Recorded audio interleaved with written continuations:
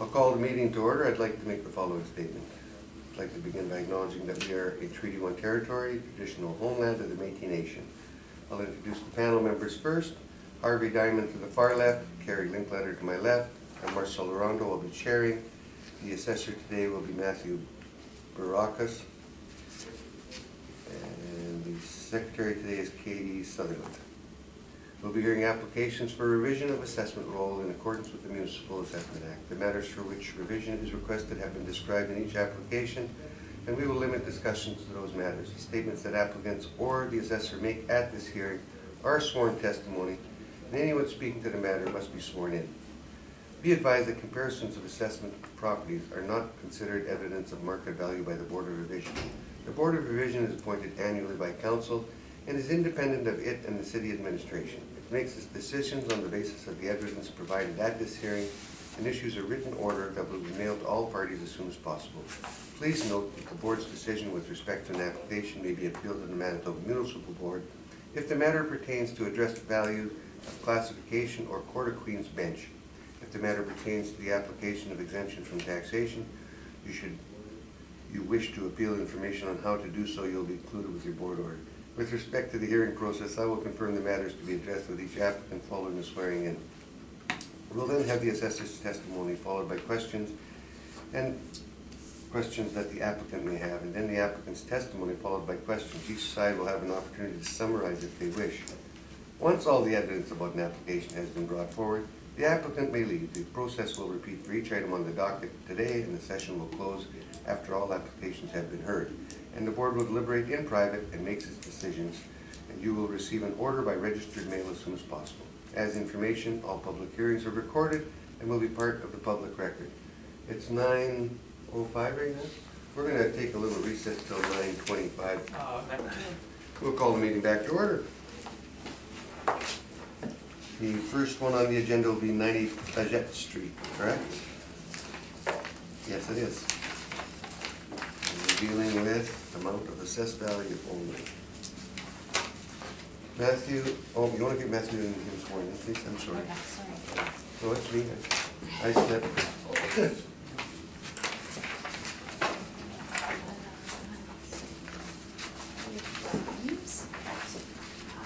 Please state your name. Do you affirm that the evidence you're about to present is the truth and what you have with the truth? Yes. Where you swear? Yes. So please state your name. Henry Dupont. Do you swear that the evidence you're about to present is the truth, the whole truth, and nothing but the truth, so help you God? Yes, I do. Thank you. Now, Matthew, when you were ready. Thank you. File number and roll number, please. File number 19-4928, roll number 10006447700, 90 Paget Street. It's an apartment, 7 stories, construction began 2015. There's 153 suites, 129 indoor parking spots, and 93 outdoor parking spots. Construction class D wood or steel frame exterior walls. Assessed value $27,658,000 for April 1st, 2018 reference date for the roll year 2020.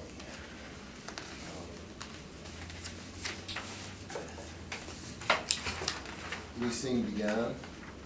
The first unit on this property was leased out in October of 2017. So if you see on page 2, they finished after the mailer would have been sent out, so there's no need to seek non-compliance on this one because this isn't on them. Subject sale history here, 2009, that would be a sale of a piece of land over 10 years ago. Income value summary on page 3. You'll see at the top of the page of 153 units, 68 are 1 bedroom and 85 are 2 bedroom. Average model monthly rent, $1,506.44. You'll see in yellow there what's been applied to this property is a vacancy rate of 20%. That's because the first unit was leased in 2000. October 2017. And at the time that I was able to get out there and inspect it in January 2019, only 30% of the 153 units released. So this property has a vacancy. It's leasing up very slowly. So typically we see after 2 years, it's much higher. Though it is a large building, typically a larger building would be much closer to operating on a normal basis. For 2018 and 2019 rule years, 25% vacancy was applied to this property, which is the max. We apply to properties. So for 2020, 2021, keeping in mind that they do have more time to lease it up, but it is leasing up slower than we would typically see. A 20% vacancy was applied. So we didn't go to model, we didn't go right up to 25 because they had 2 years to continue to lease it. So an override of 20% was applied to this property to recognize the slower than typical lease up on it. Model parameters were applied elsewhere. The vacancy issue being dealt with the vacancy rate. And that calculates with our model 5% cap to $27,658,000 rounded. Property is located at the corner of Paget and Sterling Lion, near Lindenwoods. Page 4 shows the rental columns.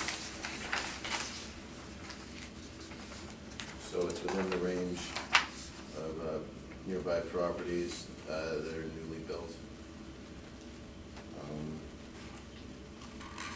Falls within the range, and I believe capitalization rate is what we're mainly talking about on this one. Capitalization rate chart on page 5 shows our cap rates. They're derived by the model. We do have some sales.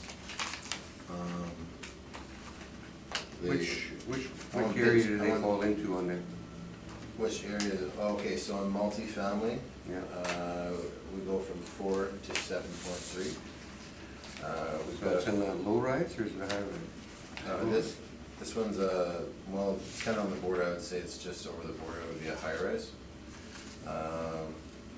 Given that it's 7 stories. So as per age, area, and size, it gets the 5% model cap rate. The rent roll goes from page 7 to page, I believe it's page 18. And you'll see that it's mostly vacant. Correspondence, further correspondence with property shows that as of May 24th, which is May 24th, 2019, there was 45 suites rented of the 153, which is 30%. A month later, in June of 2019, 63 suites were rented, so 63, 153, that's 41. So they're leasing up, but it is going slowly. I do understand that they are trying to incentivize people with some discounts, parking, whatnot, in various ways. So they are having an issue with this property, and that's why the 20% vacancy was applied. The rest of my brief from page 19 onward is just pictures from the inspection earlier this year. That's my evidence. Thank you. Questions, Henry? The page, your rental, page 4. Yeah. So you show the subjects is 1135 square feet. Your three comparables are 1319, 1468, 1286. Is it part of the problem is that they have small suites? I don't know what exactly why it's taking slower. I did inspect this property. I didn't think the suites were overly small. Your three comparables, I did calculation. The first one is 113 per square foot. Next one is 119. The third one 120, and the subject says 133. So they're higher than those three comparables. If that's what you calculated, then it does look that way, yes.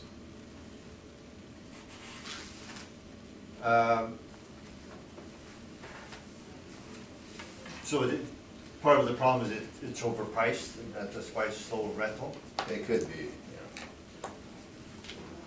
yeah. Would you believe it's more risky to buy a property that has a vacancy problem at the time of purchase during rent up? Well, it is leasing up slower than normal, for sure. And that's why a higher than normal vacancy rate has been applied. You could put it in the cap, or you could put it in the vacancy.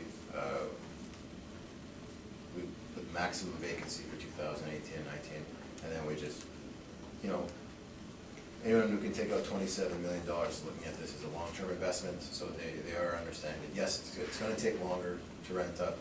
We recognize that, but I'm sure that they're here for the long term on it. You used 25% vacancy for the 2018-2019 settlement. Yeah. Why did you drop it to 20? Well, there's also the unknown of, I mean, that is for the we were talking 2020 and the 2021 tax years. So what the vacancy rate will be in 2020, 2021, we're not sure. It is renting up, but it's slower than normal. So time is going by a bit, the vacancy rate is going down from the maximum to 20%. So the reference date is April 1st, 2018, is that correct? Yes. And as of January 1st, 2018, it had 92% vacancy. So at or about April 1st, with close to 90% vacant.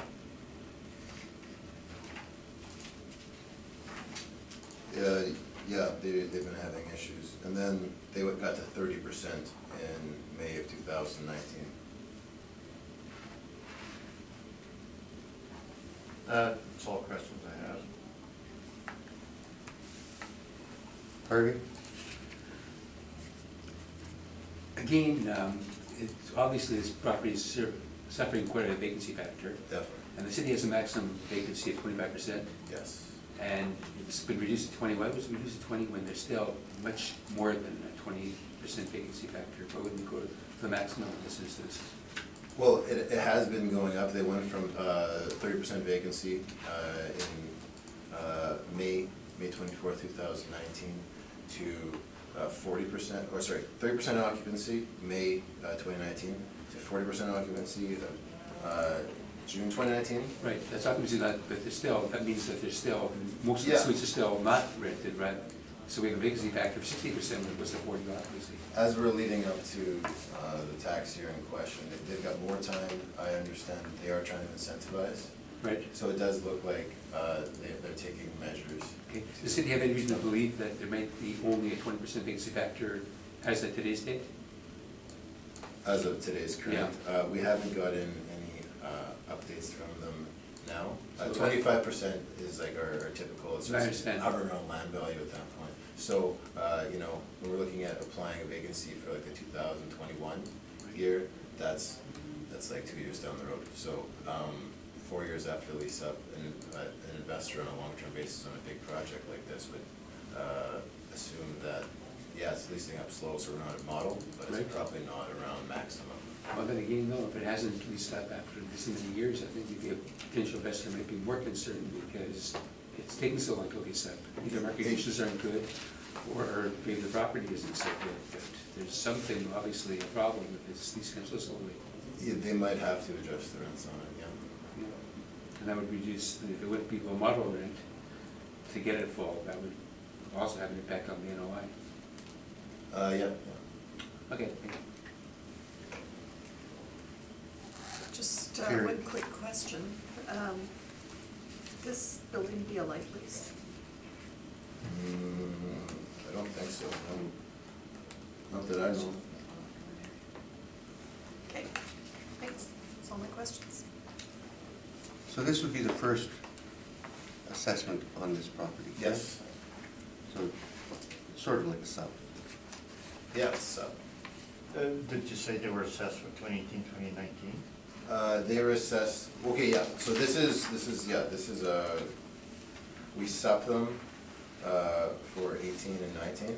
And Altus and I, negotiated, and then the vacancy factor was something we didn't agree on for this one, so this is like an official, it's from January 1st, but it is a sub, like it's not, hasn't been around long. But now, some of the information you're using is post-reference, because you're using May and June of 2019, so that would be post, would it not? We are looking at current condition though, right? Like how it's currently, how does vacancy fall? If we're looking at the 2020 tax year, where we're gonna use pre-reference date occupancy levels? I don't know, that's what I'm asking you.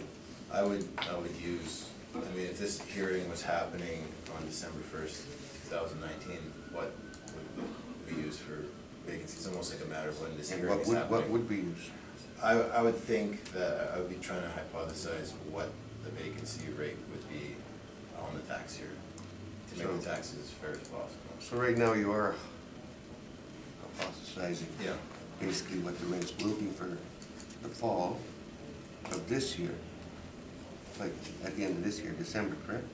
Yeah, I'm trying to, I mean, they're having trouble leasing up, that's something we Yeah, all. because your evidence shows 60, still shows a 35% vacancy, correct? And that's in your evidence. As of June, what were you saying? As of June, it's 40% rented. 40%, so it's still 60%. 60%. Yeah. So half year going Right. towards the tax year in question, and they're trying to incentivize. Yeah, and you also put into evidence that they're attempting to help people get into it by either lowering the rents or giving free rents, Discounts, yes, and that's in your evidence. yes. So if you're only giving 20% when it's 60, why would you not, for a short period of time, give a higher cap rate to absorb it and then make that adjustment after into next year? Because you can sup it then, can you not? Yeah, I mean, we can issue subs whenever. Wouldn't that be more accurate? Because right now you're dealing with 60%. Well, they do have half a year to make adjustments. And I'd like to, if I knew what the vacancy level was on, January 1st, 2020, that'd be great. And I could make things a lot more accurate. They began leasing up in October 2017, and it looks like they're trying to find what level of rent they need. We're looking like 3 years, 2 years past the first unit being leased up, so they have people in there, they're advertising, they're getting a feel of it. Maximum vacancy is typically something we apply when the place is empty. But as of the most current information you have, you're still showing 60% vacancy. And yet you're Yes. only allowing the 20 when your maximum is 25. And you're almost at the minimum cap rate. Why is that? The cap rate is. Because you're showing it's 4 to 7.3, so 4.9 to 5.3 is what you're on your 80th percent on. We believe we have accounts for the vacancy and the override on the vacancy rate. With the 20%, Yes. even though you see an actual 60%. Yes, 25 is when it's empty and the building's up. But if it's empty and you're giving a 25% vacancy, would you not then increase the cap to try and absorb some of that shock? No, we just, You wouldn't do we that? just, we don't double adjust, we just adjust by the vacancy. But I've seen some double adjustments in the past where some And- assessors have, Oh, well, I'll have to go back and ask about that.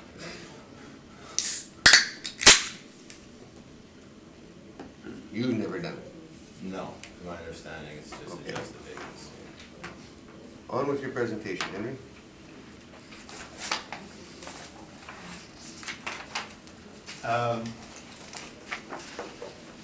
Yeah, we've got tons of data, rent rolls, et cetera, and I think we kind of agree with the facts. You get the photo page 1, the aerial map page 2, and the area page 3. Now our cap rate, page 6, is for this age group, 1998 plus, we use 5.25. So our base cap rate, we're 1/4% higher than the assessor on the base. Now look at the cap rate study later on. Page 7.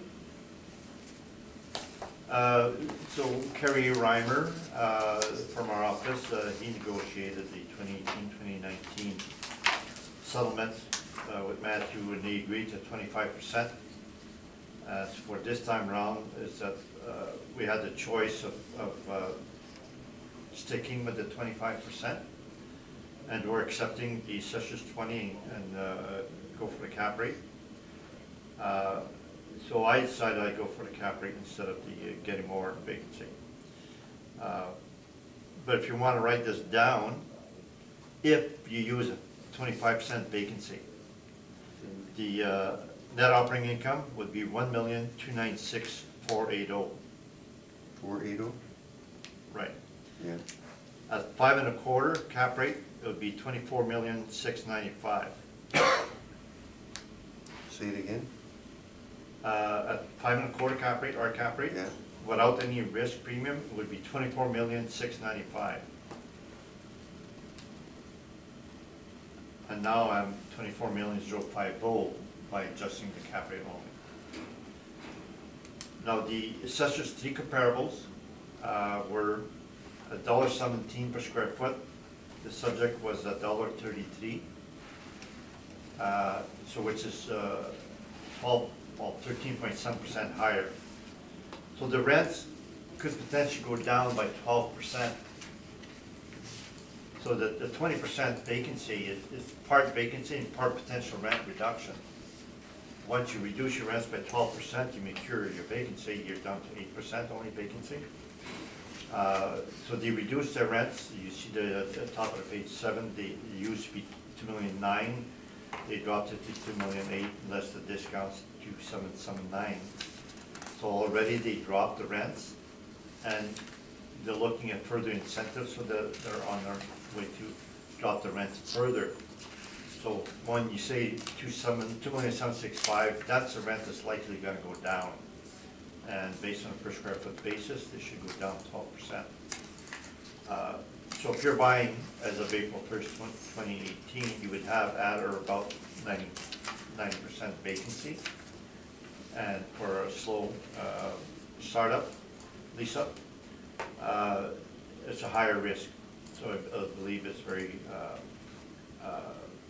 easy to understand that it's a higher risk than normal, especially in the lease up, especially in the slow lease up.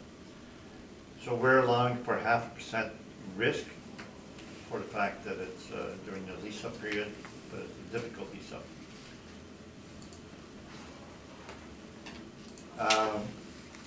The cap rate study.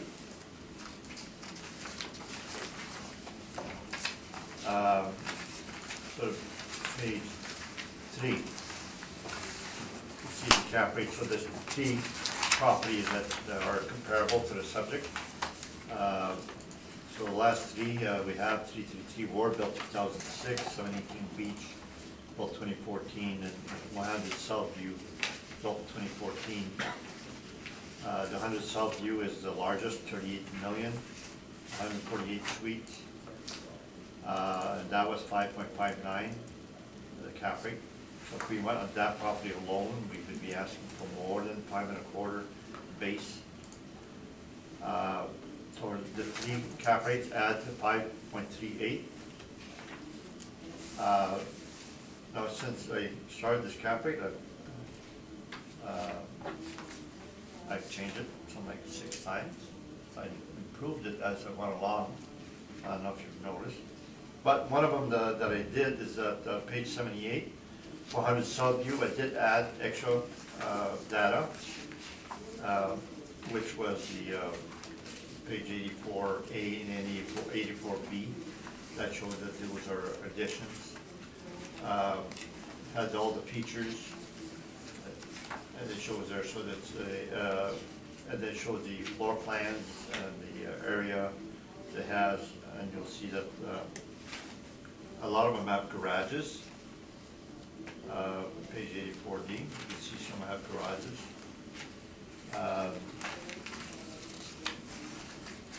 In the cap rate calculations for that property, it's page 14.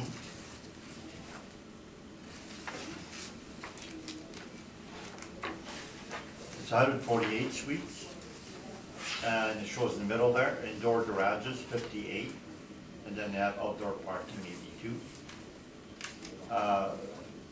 They had virtually no vacancy problem at the time of sale, so they leased up.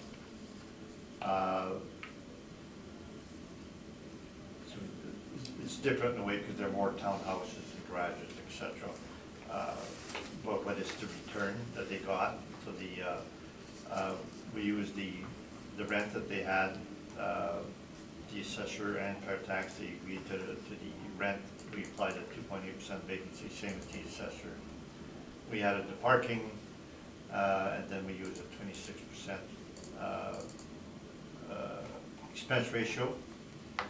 The assessor had 36, fair tax 36, and the pro forma was 21. So we stabilized each item individually, and so that came to cap rate 5.59. The pro forma had a cap rate 5.4, and that was what they were asking. So I believe that is a very good sale to use for subject. The suites at the bottom says large suites 964 to 1435 square feet, whereas the subject is much smaller. They have 1,100 some square feet gross, including corridors. So this to me is a superior property, but nevertheless it does and is fully leased at the time of sales, and it indicates 5.6% cap rate. So that would be my evidence for this property. We have the cap rate 5.25 base plus 0.5% for risk. That's my submission. Matthew, questions? Okay, so on your page 14, 100 Southview, this is a townhouse type property? Yes. You mentioned? It's got garages, so it's got more roof to it, and a department per unit than the subject property? What's the question? It's a different type of property. This one's a townhouse, and the subject's more of a high-rise type property? Oh, yes, yes. So it would be a more wood frame, and in the long run, they'll probably end up with more repair and maintenance. Okay. Because exterior wood and more roofs, etc., like you say. So but for now, when you're buying, it's brand new, when there's virtually no repair and maintenance. okay, so whoever would buy this for $38 million, when they're doing their calculation, they're trying to figure out what sort of R&M per unit they would expect to spend on a long-term basis, and presumably they're going to be buying this on a long-term basis. Is 600 a suite reasonable for someone to use in their calculation of cap rate on a long-term investment? Yes, you know it's going to go up, but it will be 8 to 10 years before you need carpeting or appliances, etc. So as a purchaser, you know that you have a really low repair and maintenance for the next 10 years.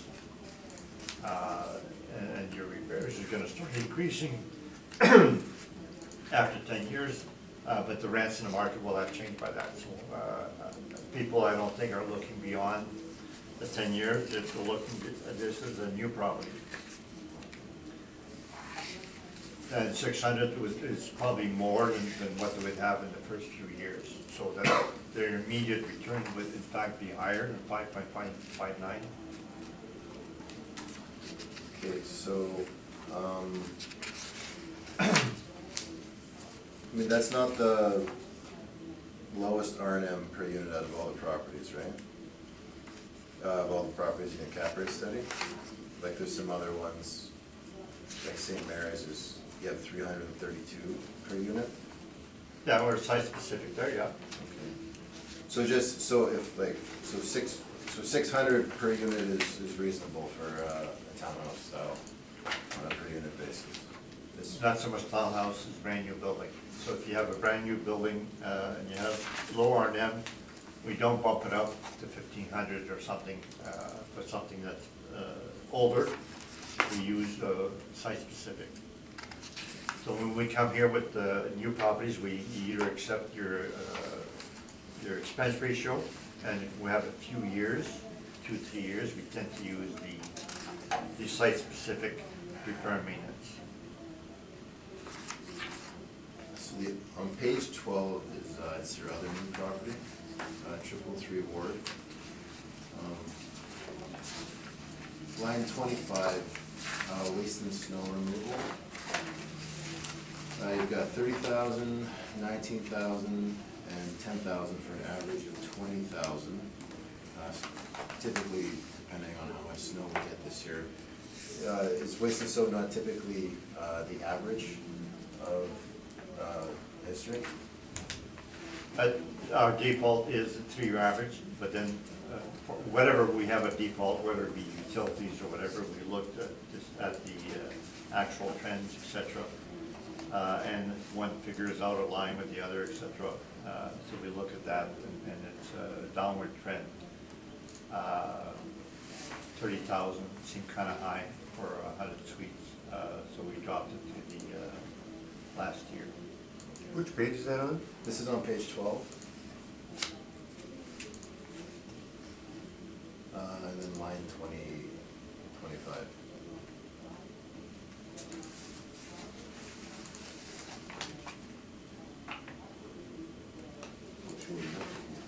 You seeing it? Yeah. Line right- yeah. Page 12 is this, right? No, it's 12.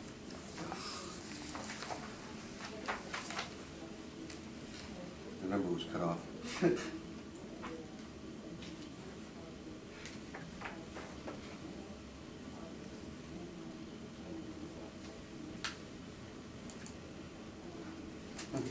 Those are my questions. Carrie, do you have any questions? I have no questions, thank you.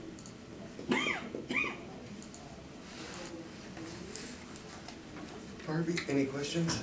Yes, so looking at your study, and would you agree that insofar as the properties that you used in your capsule rate study, that 333 Ward is probably the best comparable to the subject property, being a high-rise apartment building for new construction? Yeah, as far as construction is concerned, yes. And I see that you have a cap rate for that one of 5.13, but I understand that the city has indicated that it was based on, their position was it was 5% based on an actual, I think, report made by,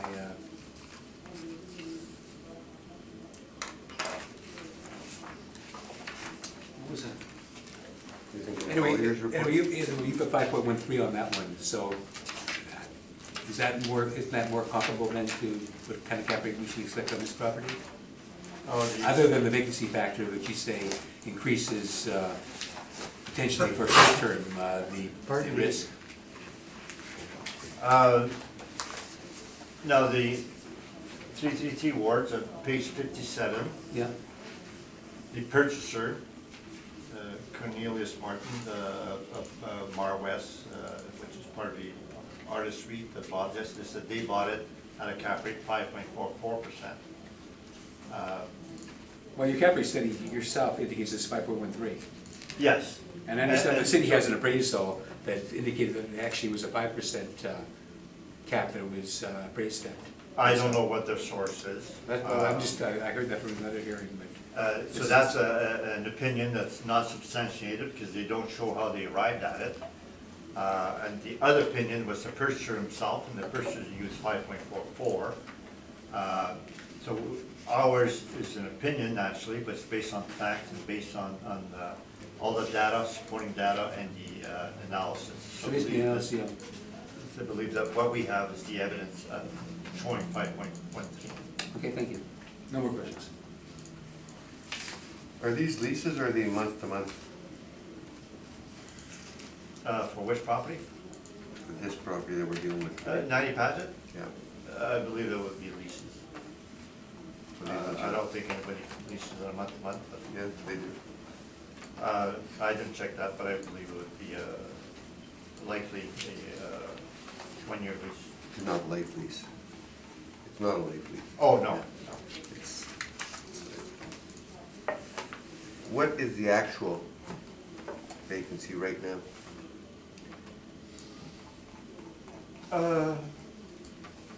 Seeing as we're already going close with the other stuff, what is it today? Kerry did tell me, he called Crystal, and they still complain that they're having problems renting up. I don't know if I made a note. It was still high. Still high, still high is not a number. Hey? I don't think I have the exact figure. 60 was June. That's 60. That was for June. I'm saying today, we're now in, we're in October. You don't have that number? I'm looking if I have notes. While you're looking at your notes, can you see if you have what it is they're looking at getting on the rents now? Have you got a new update on the rents that they're receiving? I didn't get that. It was after the reference year, and I didn't think I should be bringing something current. So what we have is a May 2014, May 24, 2019 rent Yeah. at the time of inspection. We didn't get any further data. But did Kerry Reimer, when I was looking at the file of this, I talked with Kerry, and he phoned the owner, and he says, how is your renting going? And it was just the same complaint, saying it was very slow. Very slow, doesn't give us a number, can you? Well, no, I realize that, and I didn't think it was necessary to get an actual update as of now. And he may have said more specific, but I didn't write it down apparently. You didn't write down what the rents, the incentivized rents or the lower rents are? You didn't take note of that? No. So that's why you're not challenging them on the rents that they have allocated at this time?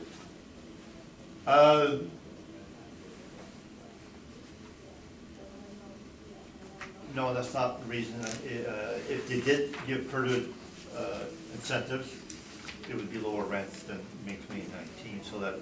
But you're still showing these exact same as the city? Right, so I took the position, okay, we'll accept the city's rent, the city's vacancy, and we'll go with the cap rate only. Now, if I was gonna go against the rents, I would have brought more evidence, and I didn't. That was not my strategy. My strategy was to say it's risk and cap rate, the cap rate base and the 0.5% risk. But the city today is saying that we should be using the actual numbers for this year to create this, because they're using, as best they can, the numbers they had back in May and June. And it's supposed to be the economic conditions as of April Yeah. 1st, 2018, so May Well, 2019. it was empty. It was 90% vacant, yeah. Yeah, so we can't use that. You can't really use that, and so we do cheat by using information after the reference date. We know that. Technically, we're not supposed to. But in this case, we don't have much choice, do we?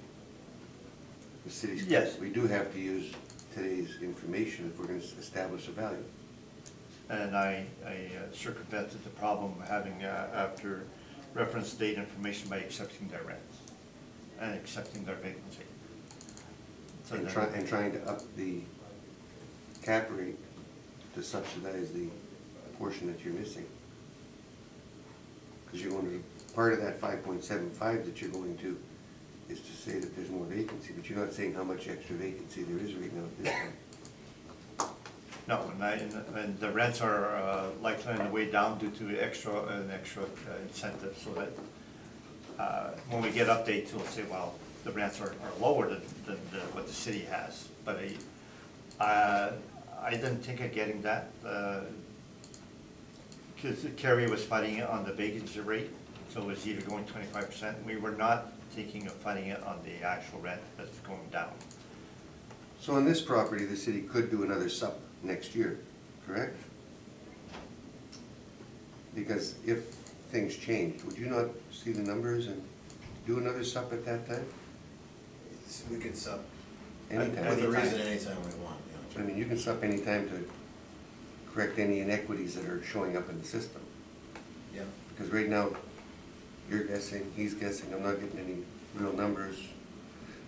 It's a different kind of situation, for sure. And that's, so I mean, you're putting us between a rock and a hard place here. We both feel that way too. So why didn't you guys just come to a deal? It's just, Yeah, and it can be corrected. If it does get rented up in a year or two, then they can change the assessment for sure. Right, like we could look at it again. yeah. This December, and then make an adjustment if necessary. So if we make an adjustment, you're not happy with it, you can still do a sup on it. Correct? I'm sorry to put you on the spot, Matthew, but with the information I think I've that's been, typically how that works. no, but with the information that I've been provided here, Henry can't tell me what the rents are today. You're giving me the rents from June, and you're showing 60% vacancy at Right. that time. Yeah, We don't know what the actual is today. I don't know what the So actual. on a building like this, because there's an anomaly, should we not take a further look at it at a later date to see where it's at, to see if they've dropped the rents? We can't look at incentives, but if they've dropped the actual rents now, we should be taking a look at that, should we not? That'd be a far more accurate way of coming up with a value. Yeah. Leave it with us. We'll come up with something. And I would add though that usually they would not do a supplement unless it's a change in physical situation, change in zoning. They would not do a sup if they disagree with the board decision. They can't do that. That has to be one of the reasons shown in the act as to why they can make sups. And there's a whole bunch of reasons, which is to change the physical conditions. Okay, so now the ball's back in your part, Henry. If we leave the number, and I'm talking hypothetical, they're not making this. If we were to leave the number alone, you'd be back appealing it again next year, would you not? With the actuals? Because this tax bill won't come till next year. June. If they don't change their assessment, we're not gonna appeal next year, because 2020 carries forward. So we have no intention or need to file a 2021 appeal. But you But could. that's an idea, you know, we could, but then the reference date still remains April 1st, 2018. But then you have the actual evidence to present. Which technically we should not be able to give to you, we should not be Well, able, You have But technically, we have no choice. We have to use actuals to create a value onto a new property. And if you're saying the actuals are gonna be dropping down, then shouldn't we be using those?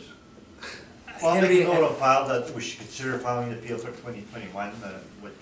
I'm not saying that, I'm asking a Henry, hypothetical question. Henry, it's the building has its operating today, but valuing it back at April 1st, 2018.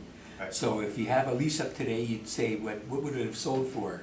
Leased up today, if it was sold on April 1st, 2018, and that's the only reason, but you still use the information today. Just at the back date, the sale date. What is it worth on April 18th, 2018 on with today's conditions. If it had a hole in the roof today, if it wasn't there in 2018, you'd be saying, we're entitled to compensation because we gotta fix this roof right now. It might be here today, it wasn't there in 2018, but you'd still be seeking compensation. Would the value be as of April 1st, 2018? With that hole in the roof, now.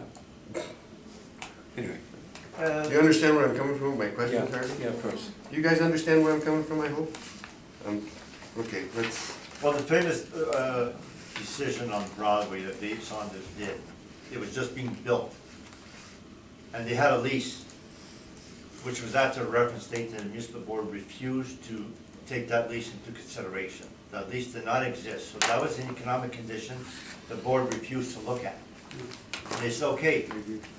And if that building was fully existent at the time of the reference date, what it would be, but you cannot put the lease itself, because that's an economic condition, that's not a condition of physical condition. So technically, we're not supposed to look at the lease, No. the rent out. no, but you do have to look at the economics of it if you have nothing else to fall back on. You can't just, unless if you create a model, how are you gonna use any kind of actual information? So what we have, the actual rent comparables that he has, showing that the subject rents are 13.some% higher than the comparables. So Okay. the rents, but that is evidence you can look at. Yeah, Technically, you're not supposed to look to these rents, and that's why I didn't bring it, because technically, you're not supposed to look at them. If I would Let us have known that technically- you were let so us- eager, I would have got it. let me look at it technically. It's just the city, I asked the city right at the beginning why they were presenting it, and he answered why they were presenting it, because they didn't have any other information to deal with, correct? You didn't- No, if you would have asked for updates on the rents and the lease up, we would have got it. Yeah. It's I believe both of us didn't think it was relevant, but Well, I think he thought it was relevant. In a It'd be good to sense. know what's going on there right now. Hmm? I'd like to know what's going on. Yeah, in the vacancy that's situation what we're asking. right now. But Henry, he is saying it's after, we're between a rock and a hard place.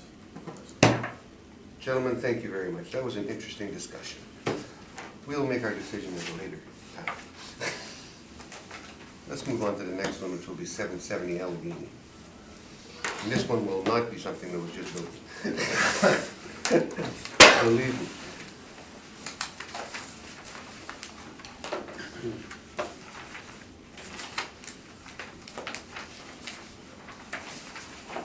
When you're ready, Matthew.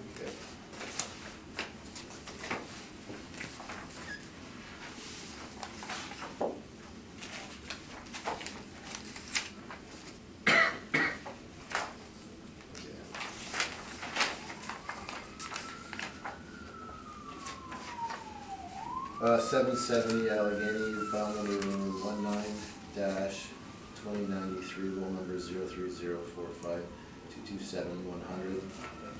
Roll year 2020, April 1st, 2018, reference date, assessed value $23,065,000 rounded. It's an apartment. It's got 14 buildings. It's located Dalhousie and Allegheny, roughly, in Fort Richmond. Actual year built 1987, effective year built 1987, 156 suites, 247 outdoor parking spots.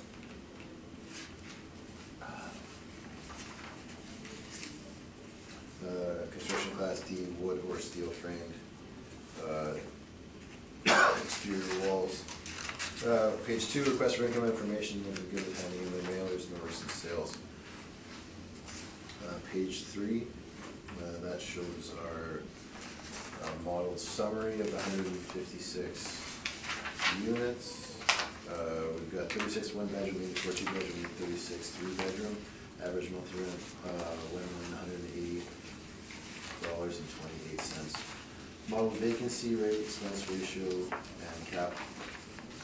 Pardon me. Estimated market value, $23,065,000. If you go to page 4, you'll see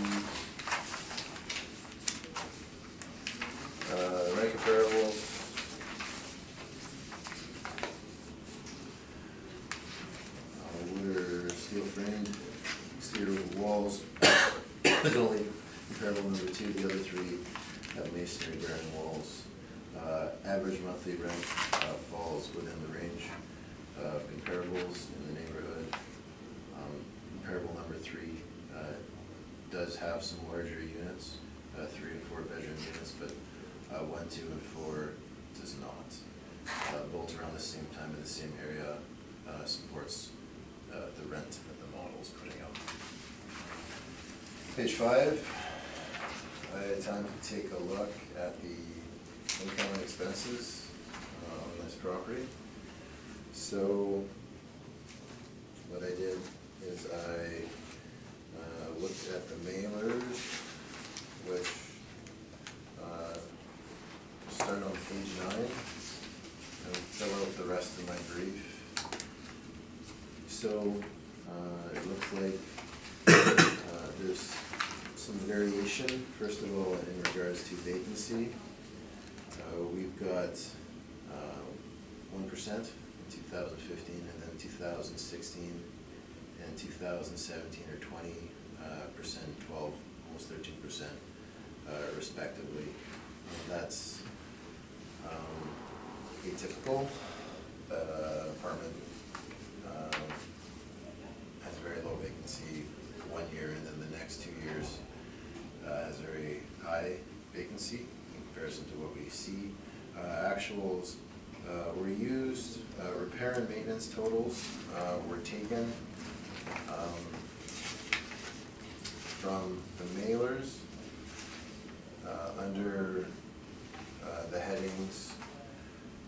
Maintenance, I didn't include the stuff that was earmarked as major repair R&M, major repair and replacement. The company itself separately allocated that. Just taking the typical, what they earmarked as maintenance, stabilizes at $15.89 per unit, which seems a bit on the higher side, but it is a more garden-style apartment. It's assumed that the R&M would be a bit higher, so $15.89 does make sense in that regard. Everything else, the management was set at 5%. So just looking at this scenario, looking at analyzing the numbers that they were reporting, stabilizing them using model vacancy, and their actuals not including repairs that they deemed themselves as major, comes out at the 5% cap at $23,373,000. We're at $23,065,000. So it would appear that's supported. Page 6 is the cap rates chart, and then page 8 and onward are the mailers that the numbers were taken from us on page 9 for the 2017. It's just, they give a summary of all the expenses, and you see that they have a net operating income before major repair and replacements, and then they have $322,429 major repair and replacements that they've calculated out separately. Given that including before repair and maintenance of the major sort, we're almost at $1,600 a unit. It appears that's more typical than what we see on the market. The rest of the mailers, they go into more detail in regards to what each is included in those categories, but looks like the rent supported, income expenses with the subject support the modeled valuation, so I didn't make a change on this one. That's my best thinking. Henry, questions?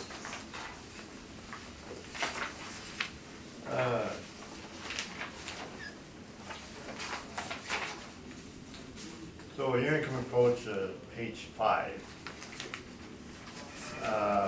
Your discounts for 2017, you show us 511,000. And your financials that you have, they're,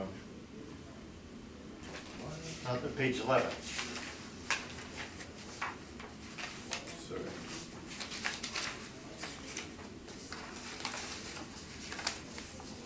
So there's a top of page 11, year-to-date actual, so the first column after the letters.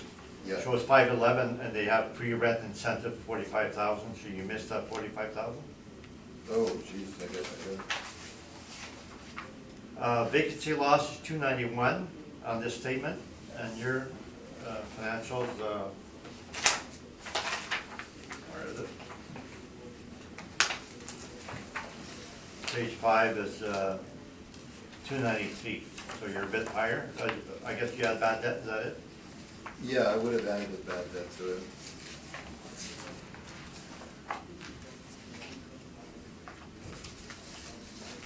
The bad debt we show as being a credit. Anyways, that's a minor thing, difference. The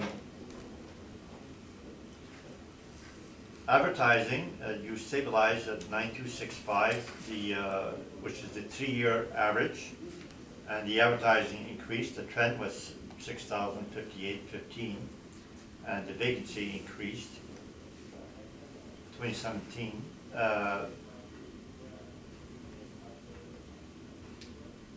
Our vacancy for 2016 is 7%, and you have 20.3%. So I guess we have to look at where you got your 460,000.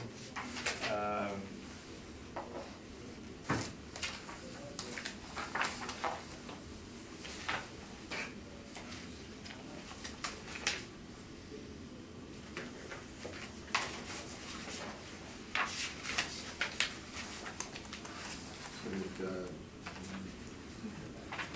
60.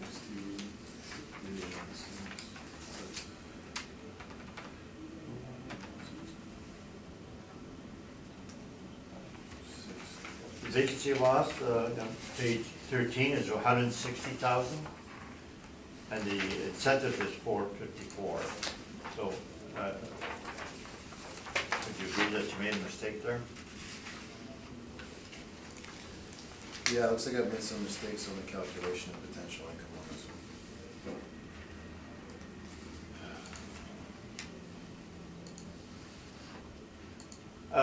So nevertheless, so your 20% vacancy for 2016, we show a 7.1, and would you agree with that then? Yeah, I would agree with that if I'm calculating correctly. Okay, so it goes from 1% to 7 to 13, and would you agree that it's because the rents are increasing beyond the guideline? From 2,599,000 to 2,007,000, so the rents went up over 100,000, then went up again. So they're pushing the rents more, and that's why there's a higher vacancy. Could be, yeah. Based on that, should you not be using the 2017 advertising then?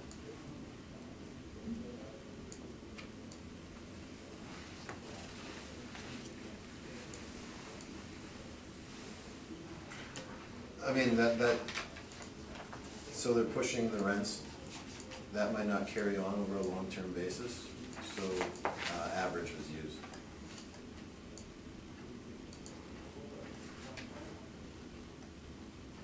On your page 10, that's major repairs, that's the one category you did not use actually anything, is that correct? Yeah, I didn't look at this one. And then would you agree that normally you do look at that? The appliance, cabinet, countertops, flooring, everything like that is usually allowed as an expense?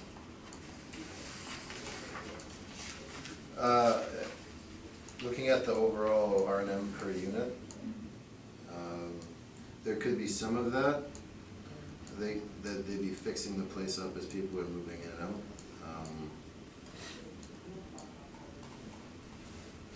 $80,000 worth of floor, major repair of the roof of $80,000.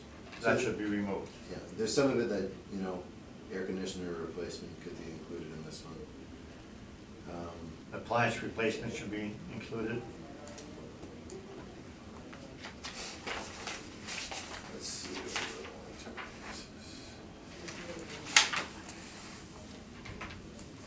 26,000. I mean, it's hard to tell if they're renovating these suites completely slowly as people move in and out, and they're, you know, it's kind of a gray area. But in terms of the lower ones, like air conditioning, yeah, that should be included, some of the lower amounts. You know, redoing someone's whole bathroom. You know, you do one unit, it could be repair and maintenance. You do all the units, it's capital, so it's a gray area. It's only a gray area. These are allowed items unless they're doing more than a normal recurring basis. You would agree with that statement? Over the long term, yeah. That's all the questions I have.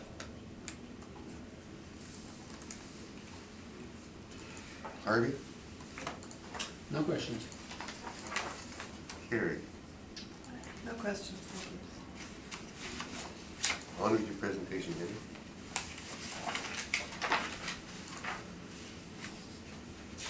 Page one's the photos. So it's the wood frame garden style apartment. And page two, another photo of it. Page three shows, I believe it's 14 or 15 building. Page four, get the side view from Google. Shows you the whole complex. So these types of properties usually take more repair and maintenance. We have a few of those here today. And then it shows it's in the coming up near Doll Housing. A lot of the properties are in this area today. Now the subject is built 1987. So we say that the cap rate is 6%. I have since changed my cap rate, and past 1980, I now say 5 3/4. So I'm going to increase the value.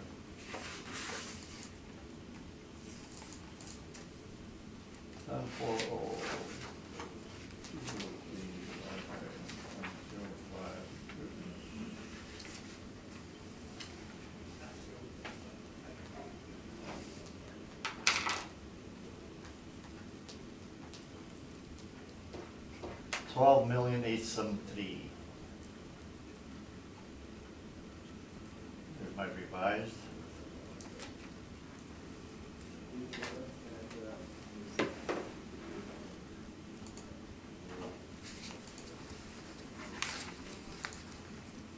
Top of page for 2014, the columns were not wide enough and some items didn't show up.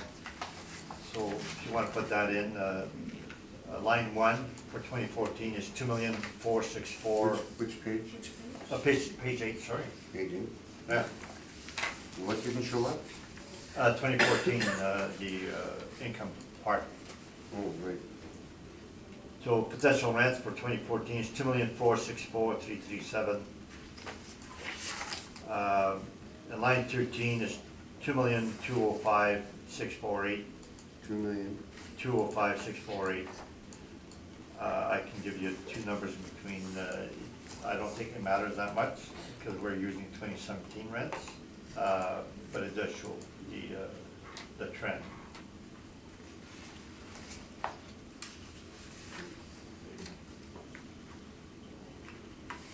So the line 3, we stabilize at the actual receipt after the discounts. It has large discounts now because they've been raising the rent, they're pushing the rents. And I believe Matthew's agreeing with that method. And the vacancy is also increasing. So 2016, 2017 vacancy have increased from 1.1 to 7.1 to 13. So they're pushing the rents and they're not getting it. So I've used the actual vacancy, 13%. So then I stabilize at 1945.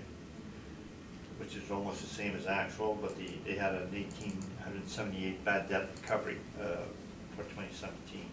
We did not stabilize bad debt. The 3-year average is minus 1466, but we just went with the vacancy. And we added the 2017 parking and miscellaneous. Miscellaneous is actually a 3-year average, so we normally go default 3-year average. So we have 1965 as your line 13, which is slightly less than the 2017 due to the bad debt recovery.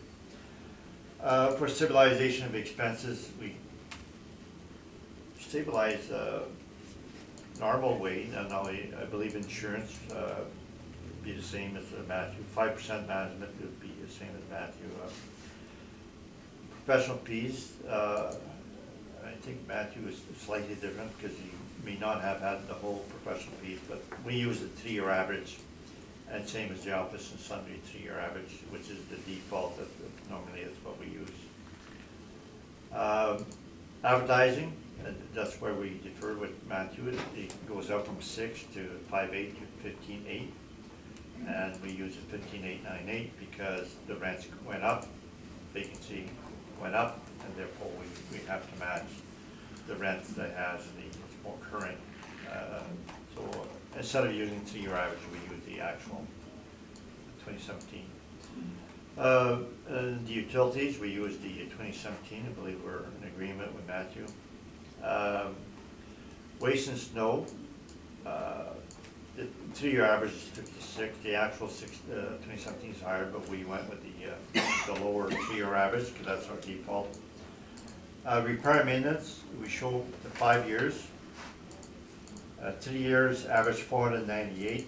We stabilize at 390, which is 2,500 per suite. So we've established a maximum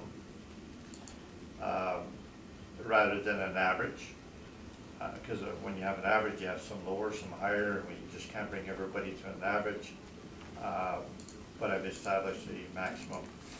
And I show right below in the right-hand column, below the 2,500, the 3 years, it was 3194 per suite, and the 5 years is 2937 per suite. So on the long term, you are spending about 2,000 per suite, but we came up with a maximum of 2,500. Now we can go to the appendix to see where we get our data. And I believe whatever differences we have with Matthew, that the recording of the revenue and expense is accurate from our part. Page 15, the 2017 revenue and expense. And you see the first column there after the wording. That's the year-to-date actual. And the vacancy 291 and the incentives of 511 and 45,000 is accurate on our part. At the bottom of that page, it's a repair maintenance. We've excluded the waste and snow, which are shown separately in their own category. Page 16, major repair and replacement. Rancho has had these types of statements for years. And they had it for the 2012-2014 assessments that we had at the municipal board. We settled over 200 properties at the municipal board, and we allowed the major repair and replacement as valid items, except for specific ones that we disallowed. So we disallowed, in this case, the roof.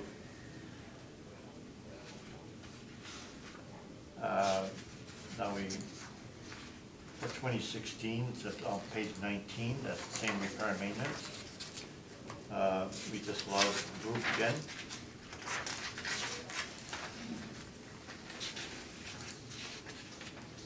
On the same page, page 22, another roof, 68,000, we disallowed it again. And back in 2010, where we had an appeal on this at the municipal board, the assessor had agreed to go 50% of recurring capex, because they had 14 buildings, and if you replace roof on one of them, you're gonna need to replace your roof almost every year because you have so many buildings. But nevertheless, I disallowed roof in this particular case. And then in 2013 on page, last page 25, they had some more roof expenses.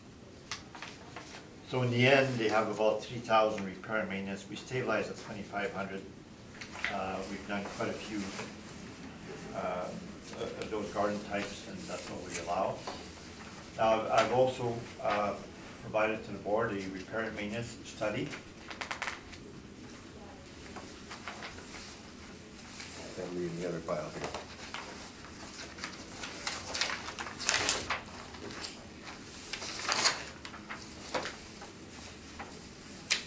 This is an ongoing repair and maintenance study, which we started a few weeks ago. We start off by showing what the rents are, because we believe the repair and maintenance is in line with the rents. The higher the rents, the higher the repair and maintenance usually. If you look at the average 1 and 2 bedroom rents, it says suburban 1,020. But if you look at the third last line, 1975 to 89 is 992. 1990 to 2004 is 1076. So any rent above 1,000 is pretty high rents. 2005 plus is 1292.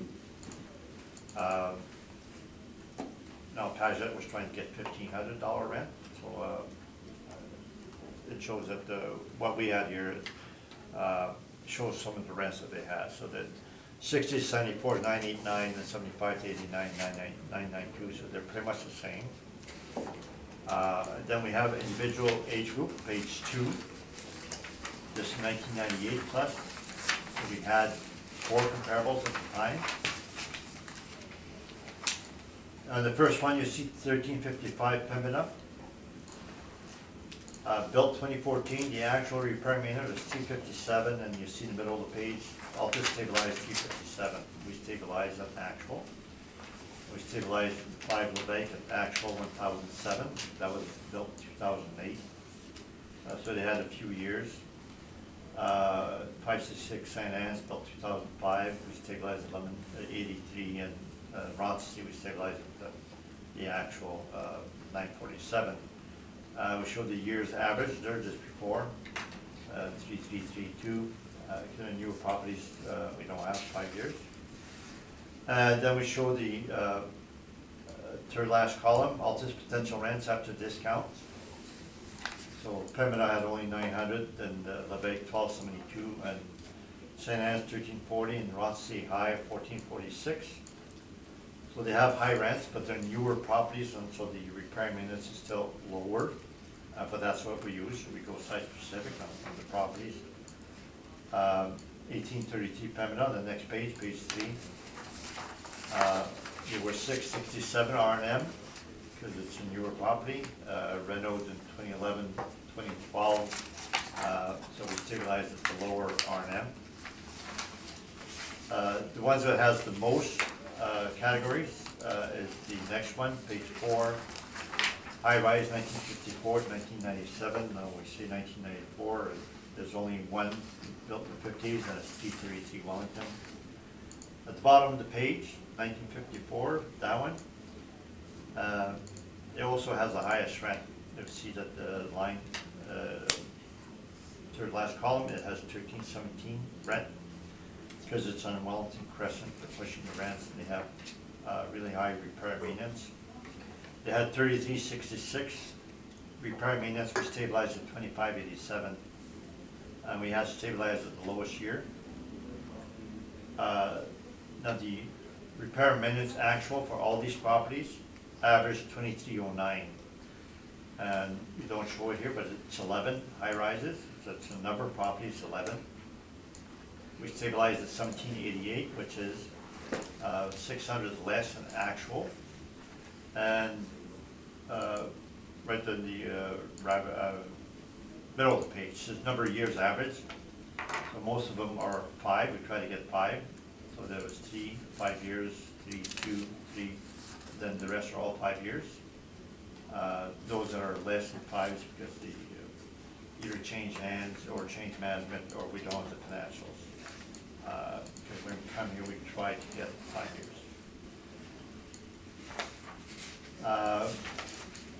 Now the next age group, the high rise is renovated. The actual R&M was 2811, and we stabilized at 1750. Number 6, we show some in the Allegheny. It has here, the one here today. The actual for 5 years was 2938. We stabilized at 2500. Page 7, the next one, the low rise, newer low rise, 75 to 97. The average R&M is 1620. That's what we stabilized at, 1620. And the average rent there was 919. Page 8, there's only one property for that age group. Page 9, that's low rise, 46 to 74. So that's the second largest group, or there's 2 large groups. There's 13 properties here. So these are low rises. The average repair maintenance is 1378. We stabilize at 1135. So we're site specific, but we tend to be lower than actual because we stabilize certain items lower. And the average rent was 732. So that it has lower repair and maintenance than the high rises, but it has lower rents. So that's a constant. The other groups are smaller groups, pre-1946, page 11 is 1405, and it has really low rent, 668.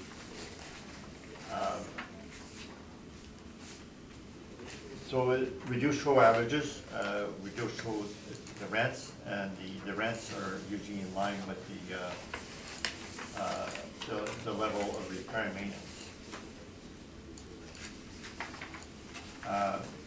So we don't believe in using averages for any age group, but we're here to maybe get rebuttal evidence to any time the assessor wants to use an average or say this is high. Well, we have what is high and what is low and what we stabilize, and it's site specific. So that's my submission. No, I have, this is an ongoing repair and maintenance study. So we now have 58 properties. The high rises are actual use is now 2240 for 14 properties. And low rise 60 to 79 is now 1443 for 19 properties.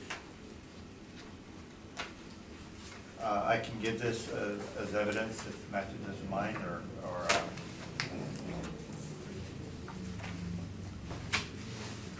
I haven't brought anything extra, so I can't say that. You didn't speak to this sheet. this is for LACO only. This is for stars. LACO does not want their information used for any other properties. Their data is to be kept confidential or private for their properties only.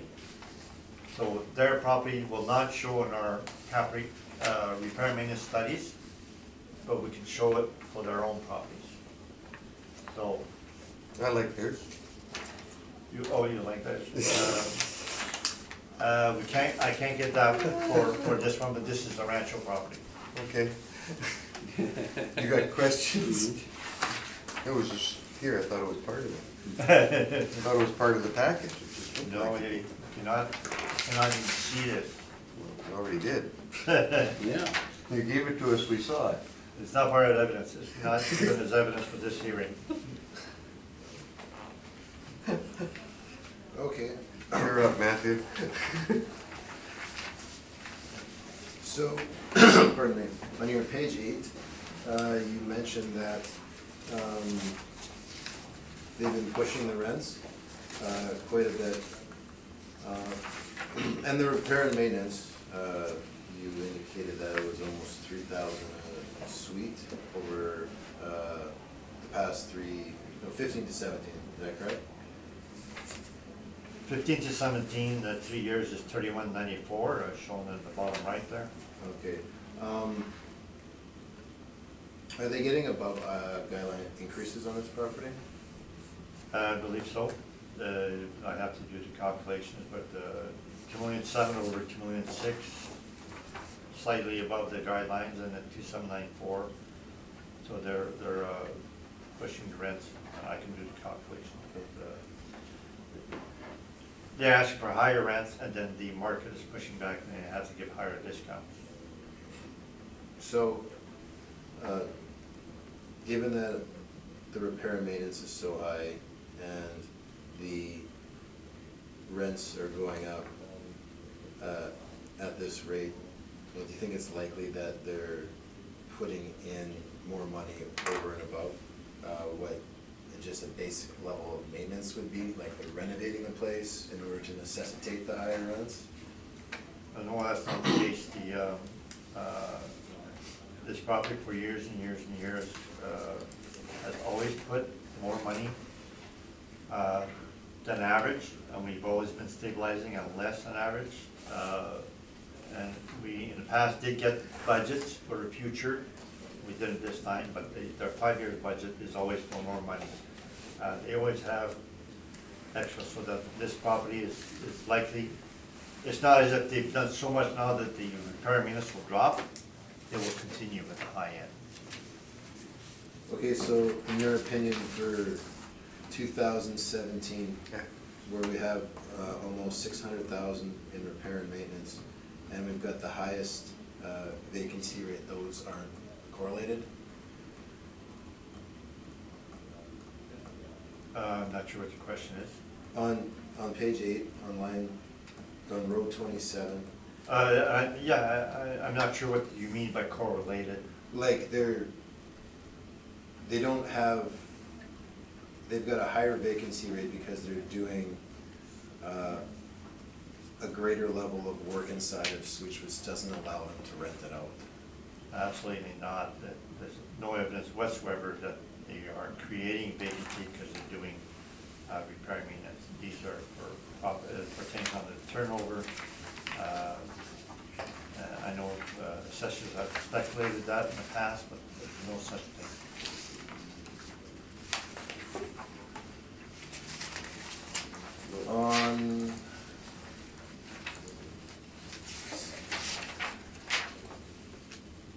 Did you include major repair and replacement on page 16?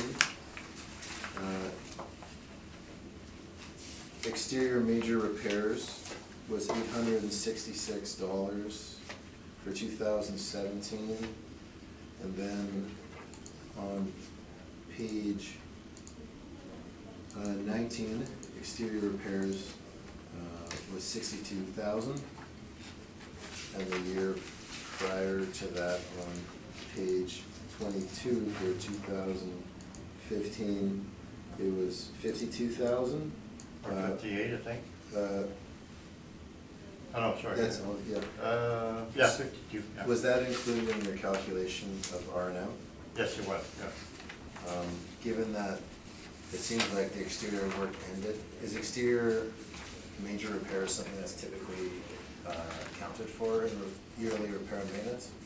Well, these types of garden apartments have more wood exteriors, so maybe wooden steps or balconies or whatever, they need painting. The exterior repairs need to be done at all times. Going back to 2013, you'll see that they have exterior repairs. So you stabilize at 2,500 a suite on this one. For your cap rate properties, the average R&M per unit is 629. I mean, given that the R&M per unit of this property is about 4 times more than what the average R&M per unit is on the cap rate studies property, do you think these are appropriate comparables to use for cap rate sake on this, to be applied for calculation of cap rate on this property? Went site specific on the cap rates and went site specific on the properties here today, and every property I've written here, every property in the repair maintenance study, I've gone site specific. When they're high, I use high. When they're low, I use low. So I used 357 or one of my comparables in the requirement study when I stabilized in front of this board, because that was what it was, site specific. I used 667 when it was site specific. So other than the, whatever you excluded, right? Other than the parking lot, you believe that all those other major repair and replacement are just yearly R&M? Other than the roof, yeah, they're recurring, yes. Roof, yes.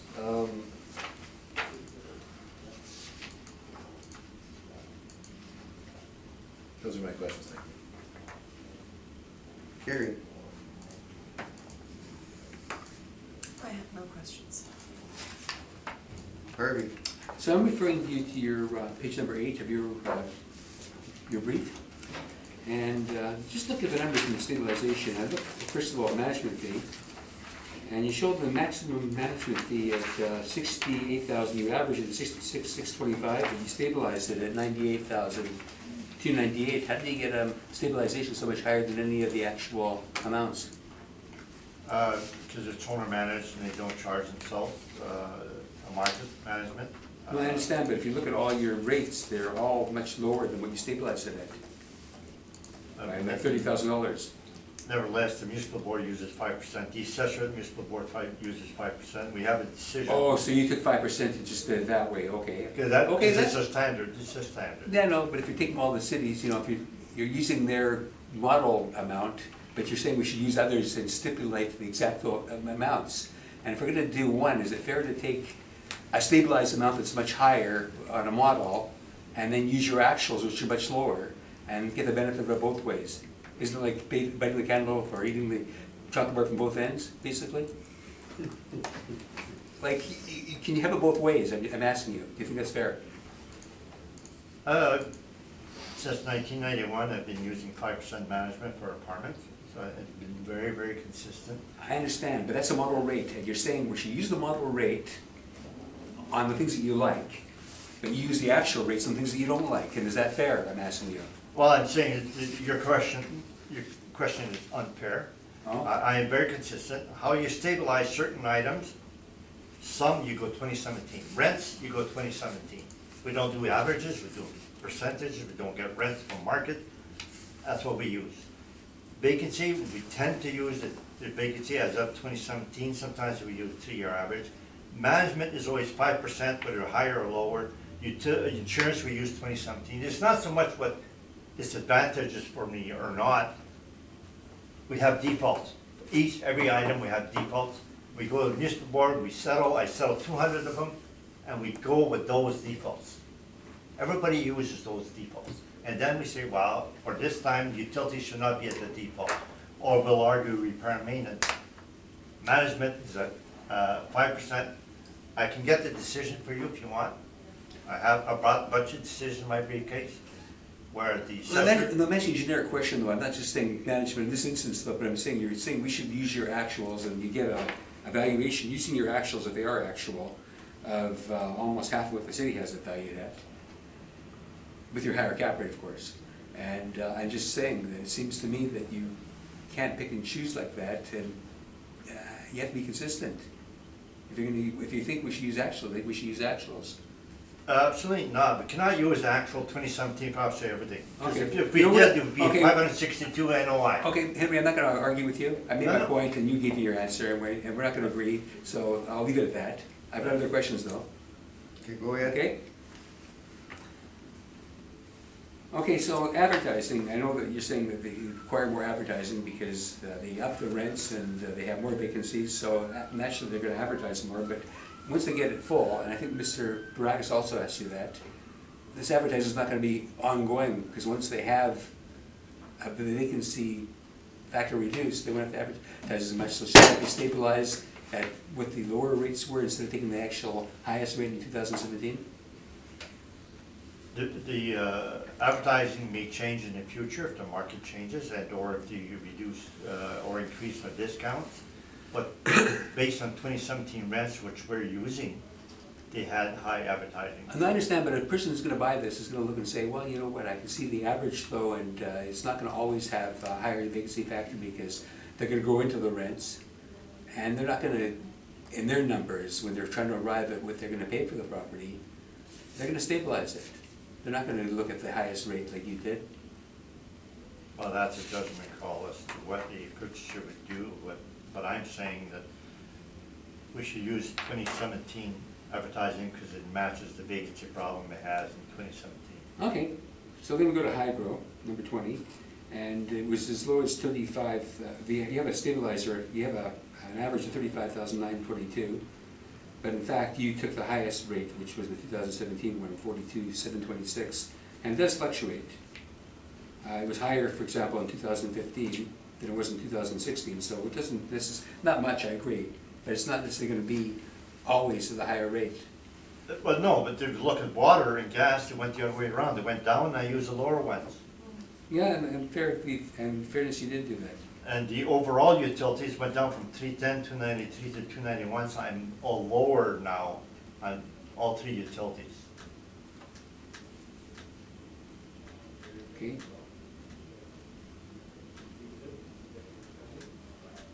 But that's line 23. I understand. Mhm. And looking at wages and benefits, that too, they went down from 2015 to 2016, went up in 2017 significantly, and you just used the highest rate, even though there was some fluctuation in it going down from one year to the next, and then going up again.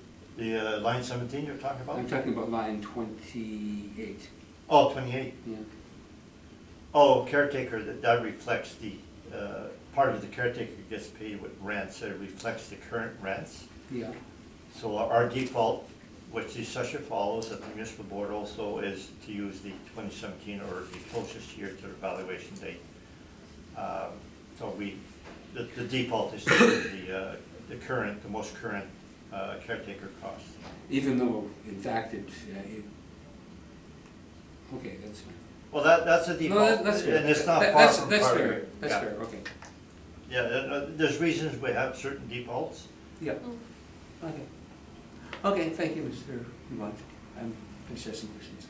Gary? Who's your last? I did that? Oh, yeah. The, and I gotta ask this question, it just sounds like, it's on the potential market gross rate.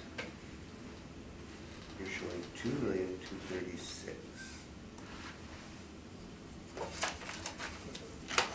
The discounts.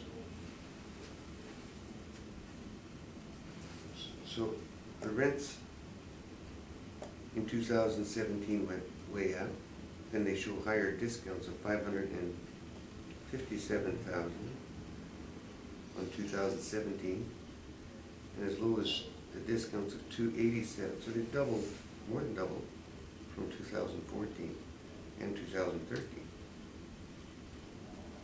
When did they get out of the rental and where they could increase their rents higher? When did they fall out of the Rentals Act? 2013? It's a constant thing that the landlords do, is to apply for higher rent increases, and I have to do calculation each and every time, but from Prior to 2015 to 2017, they would have exceeded the guidelines. Yes. And 2015 over 2014 would have exceeded the guidelines. Yeah. And 14 over 13 would have exceeded the guideline. When you're looking at 1%, you're looking That at... means they spent a lot of capital on the building, did it not? No. You raise your rent 2%, that's not a big thing. So is it because they're over the threshold now? When did they get over the threshold? That they could start raising it without doing capital? It's never been capital to get your rent increase, which you do is you compare 2 years, the prior year and the current year, and the rent control board amortizes certain repair maintenance items, and they do the calculations, and then if it's a bit higher, you can increase rent. Then the next year you compare your total expenses again, so you don't need to have renovations in order to increase the rent. Not once you're past, what's the magic number now, $1,200? $1,300? I don't know what it is. What's the number that they don't have to fall under the act anymore? Oh, to be exempt from rent controls? Yeah. I don't know. It's an important number when you look at it, because once they fall out of it, they can always increase the rents once they fall out, but they can decrease below it and not worry about losing the ability to raise it because it's a discounted rent. Right, well, in the end, we're trying to get market rent so that, we're not saying here these rents are below market because they're caught with rent control. They're increasing their rents. But the And potential, they're not below market rent because they are above, because they have high discounts, high vacancy. but your discounts are at $465,000. $500,000 in 2017. Right, 557 is that's the actual discounts, so that I thought the city didn't allow discounts. no, they always do, the municipal board always do, it's not income received. So what they have is that 2,794,000 is the rent approved by rent control guideline, right? They're a rent bureau. And what they can get from the market is 557,000 less. So what they get is 2,236,000. And I do have trouble with your vacancy at 13%. Why would you not stabilize it? I've always seen it stabilized. You're taking the last, maybe it was a bad year. No, not just a bad year, is that they have increased the rents, they have discounts, and the market is pushing back. And so the market is not accepting their rents. So what are you gonna do next year? They may have to reduce their rents because the market is not accepting it. So it's risky not to use 13%. I've got no further questions. Let's pile this stuff up and let's take a 5-minute break. Order. We're gonna now deal with 160 Ulster Street. I do believe, yes. Okay, file number 19-2697, 160 Ulster Street, roll number 03-045205,000, 2020 roll year for first 2018 reference date. Assessed value 19,504,000. Did the board revision last time, got cut 19,962 to 18,135. It's an apartment. You said Board of Adjustment? Board of Revision. Okay.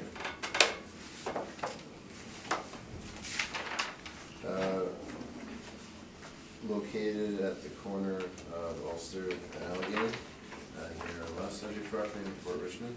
Actual year built 1978, effective year built 1978 as well.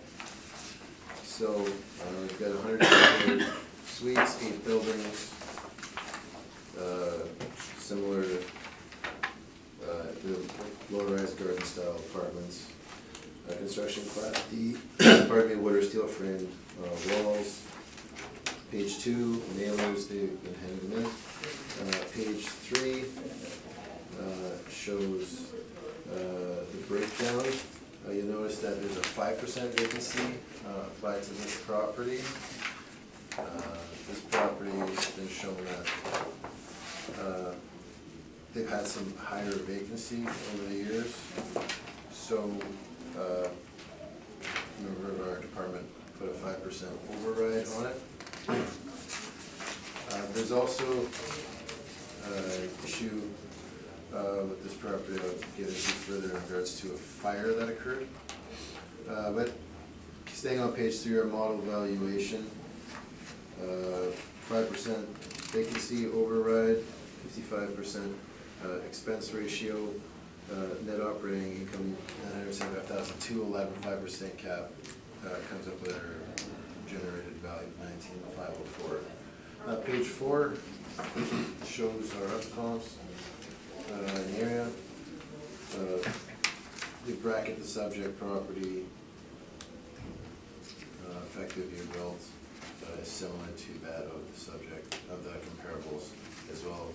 Subject property does have 3-bedroom units, the other properties out of the comparable 3 do not. Page 5, I did an analysis on the mailers. That can be found on page 8 onwards. So you'll see that they've had some higher vacancy in the past 3 years. Interesting to note, in 2016, there was a fire at the property. The fire damaged a building that contained 20 units. So they spent money fixing the units up after the fire. Leasing of the damaged units began back in June of 2017. So the 5% override was looking at the property before the fire as well. It's had some vacancy issues prior to the fire. So 5% was applied. Parking was average, as was miscellaneous income. 5% management, as per we usually stabilized it. Professional fees, I averaged 2015 and 2017, given that there was a noticeable jump in the professional fees in 2016, given that there was a fire in 2016, that would be tied to that. And so it's stabilized, as all the rest of the expenses are stabilized as they typically would. When you look at R&M, I've put it in yellow because it really stands out in regards to on a per unit average, 38.24 per unit seems to include those renos, fix the place up. I've got pictures of the place on page 20. I'm going to add my computer showing that it's been fixed up. That's not a 1978 building anymore. And that's from Kijiji. And then there's a review showing that there are indeed renovated suites on page 22. So I ran an example to see what level of R&M per unit would roughly equate to what our assessment is calculating. So if you use 2,000 per unit as example, the 5% override, we come out to 19,655,000. We are at 19,504,000. So 2,000 per unit. It's a garden style apartment, but it looks like it has had some upgrades to it. So I think 2,000 a unit, if looking at the analysis of the actuals, calculating 19,655,000, looks like the model is pretty close on this one. I didn't make any changes to the property. Thank you. Any questions? So you said that it looks like they had some renos. Could you be more specific? Yeah, I actually found some pictures in our system after I'd handed in the evidence. The property was inspected June 8th, 2016. The exterior saw that there was fire damage. Manual permit. The repairs, it says, were completed. Expected March 2017, but they didn't finish until June. The property was inspected June 13th, 2017 by a member of our department. Yeah, and in terms of the pictures I wasn't able to submit, it's like they did kitchens, countertops, flooring, it's like they painted, took some windows, could be It's like a newer appliance in there, bathroom, countertop, flooring done to the same extent as the kitchen, tub surround. So they did a bunch of work. Now, for normal apartment blocks that have a 22% turnover, would you agree that most of those are updated at the time to become vacant, and if the carpeting needs to be changed, they change it, and if appliances need to be changed, they change it, so that tubs around and stuff that's not a renovation, is something that's ongoing, recurring most of the time? Well, if you do it all at once, if you take a place that's 1978 original and you turn it into a place that's 2015, that's definitely a renovation. Right, so you have one particular year where you spent over $1 million in renovations or anything to that effect, or 10,000 per suite, which would be $1.8 million. Was there such a big renovations of this property? I mean, it looks like they spent a whole heck of a lot in 2017 too. It looks like they're renovating the place. But not a major renovations where all suites are done? I can't confirm if all suites are done, but at least 20 of them are redone, and they could be carrying on with that as people move in and out, but looks like they did everything in those suites. And the rents that he has, it's you have it as a 1,003. So in terms of the model rent? Your model rent's 2,281. For the average monthly rent per unit, we've got we've got $1,033.15 for a model rent.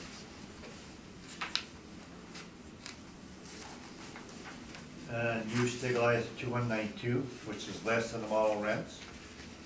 Well, I was running a scenario to see what they were actually reporting in comparison. So would you agree that rents are above $1,000? It's a relatively high rent that reflects a level of repair and maintenance over the years?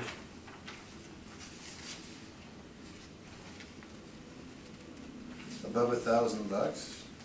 Yes. Other than a place that was almost $1,000 when it wasn't really fixed up back in 2015. I mean, rent's going up everywhere. Yeah. What are they saying the potential is? So they're saying on page 14, or rather, what do I have? On page 8, they've got the gross potential suite income at 100% occupancy at $2,201,000. And we've got gross potential rent on my page 3 at $2,281,000, so it looks like we're pretty close. On your page 5, where you do site-specific analysis, the third line, the 2015 vacancy was 9.8. 2017, 10.04, and 2016 we can not look at it because they had the fire damage. But would you agree that 2015, 2017 are the two vacancies we should look at as being site-specific? Well, 2017, they didn't start leasing back up until June, so I wouldn't consider that. I mean, we've applied, there is a bit of a higher vacancy on this one, and we've applied a 5% override. Would you agree with us that the vacancy in 2018 was also 11.6? I haven't looked at the 2018. Do you know what the vacancy was as of October 2017? October specifically? No.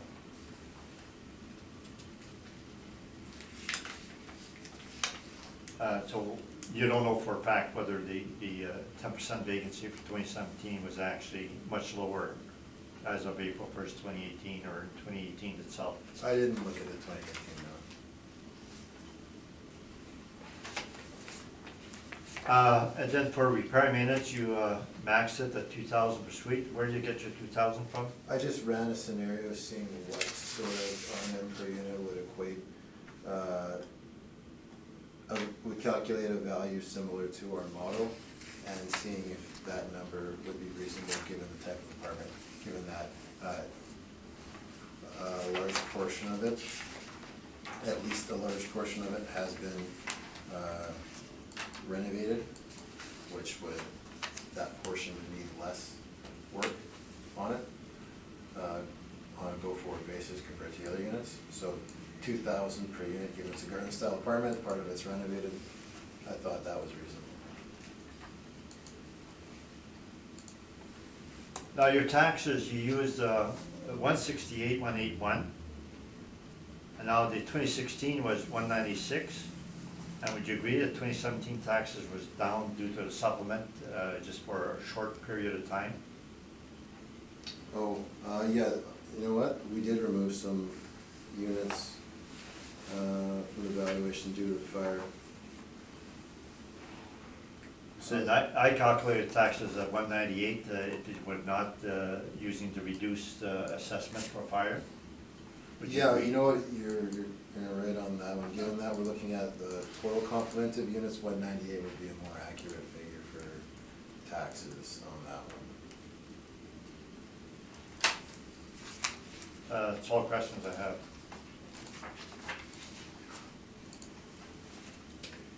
Harvey, I don't have any questions. Mary? Just one question regarding page 5 of your brief under the vacancy. So you show from 2015 through to 2017, quite a large vacancy, correct? Mm-hmm. Yep. And of course, 2016 is due to that fire, but you've stabilized it at 5. It was overridden at 5 days. So when does the city look at increasing the vacancy? Because this is over a 4-year period.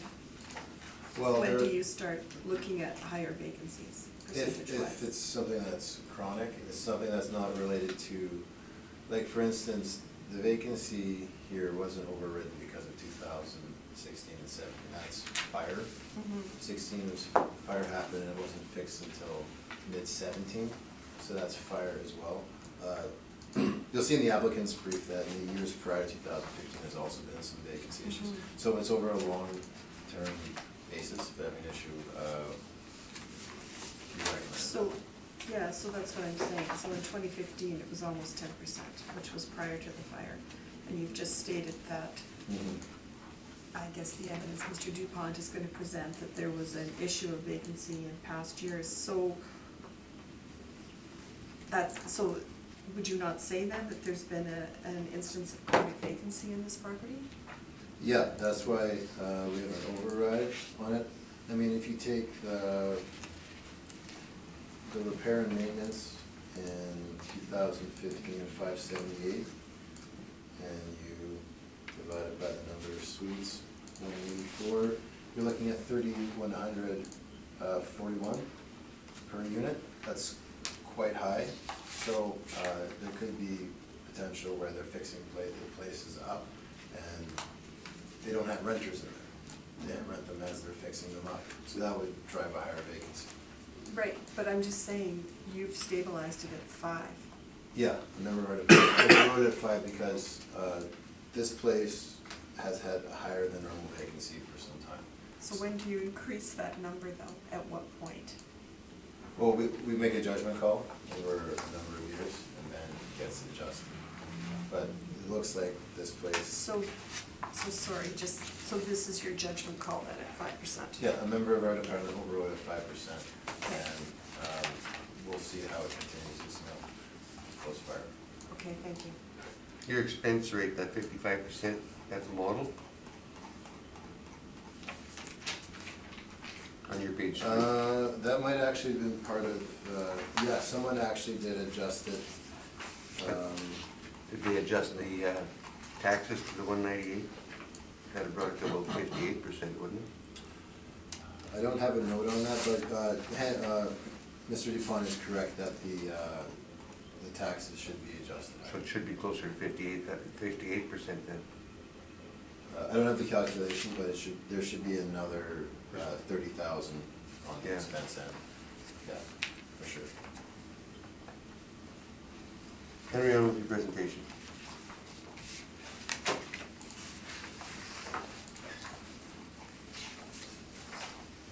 Page 1, total. You can see it's a wood frame building. Page 2 shows the number of buildings it has. So it's a garden type apartment. Page 3, the map shows where it is. South of Dell Housing, off Pembina. The property is built in 1978, so our cap rate is shown as 6%, and even after a cap rate change, that's still our cap rate.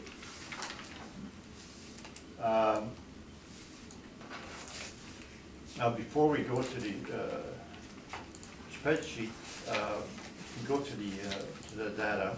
So page 13. So this questionnaire is of December 31st, 2017.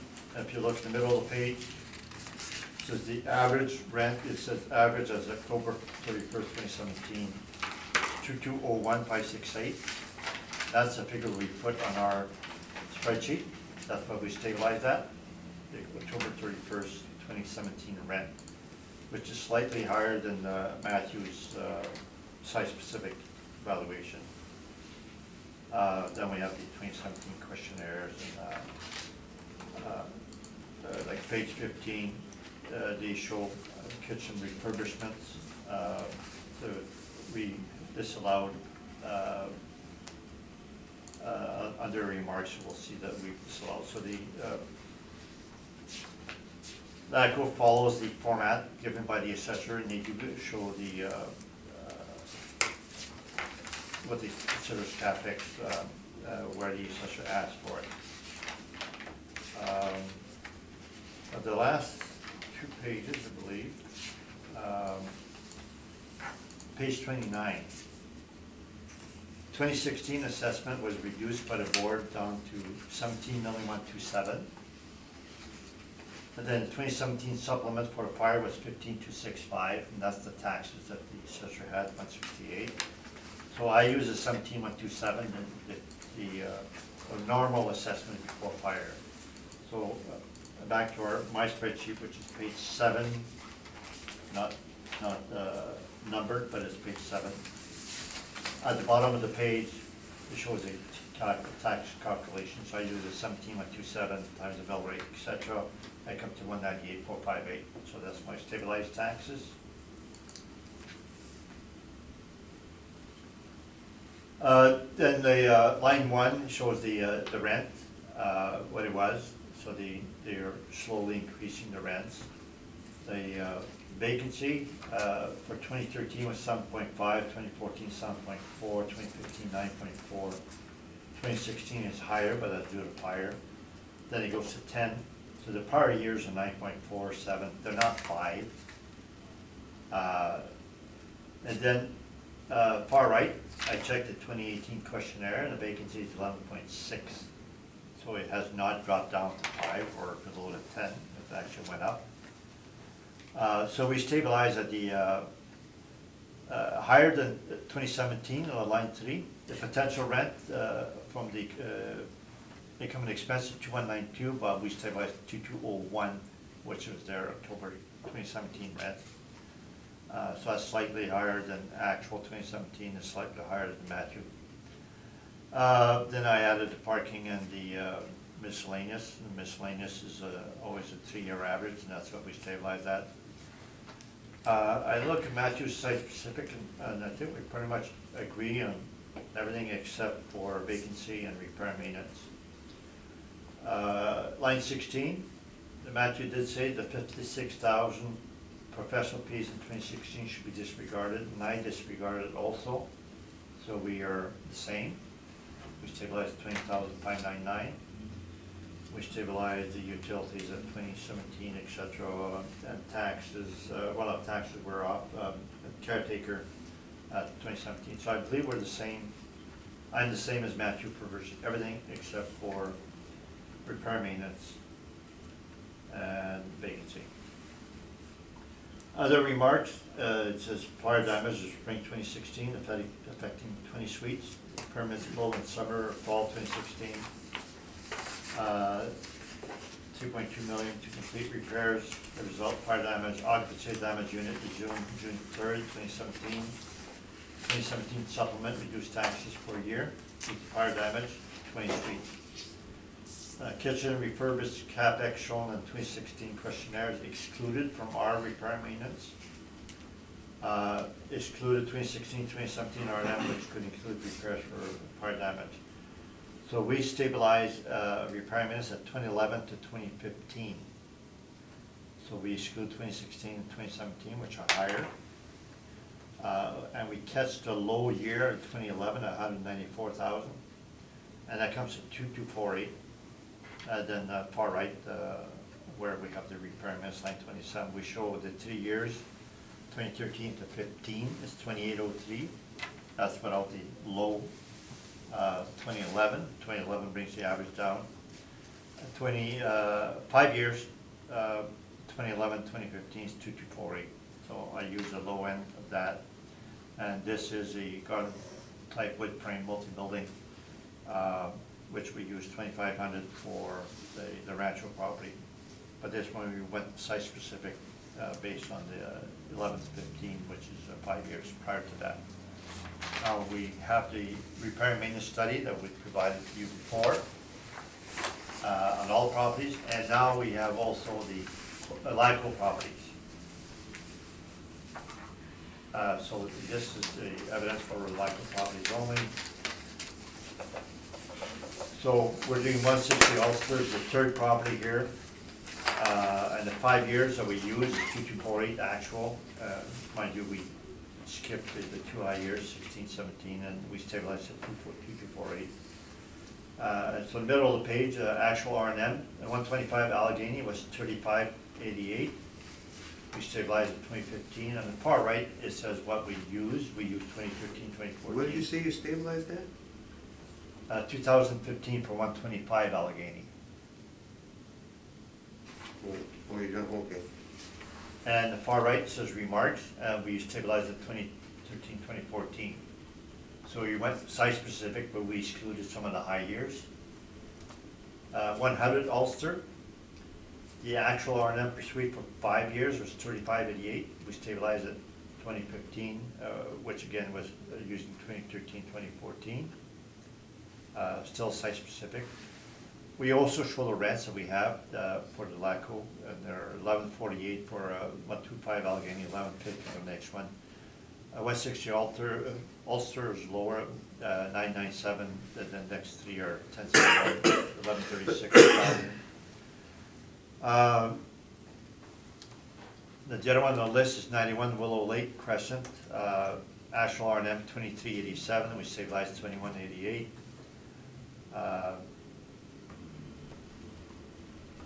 The remarks is not terribly clear why we arrive at 2188, slightly less than actual. One Great Fires was high at 5,000 over 5 years. They spent that amount over 5 years. We stabilized at 1,500. That's actually quite low stabilization. And 120 Baylor 2971 actual, we stabilized at 2,500.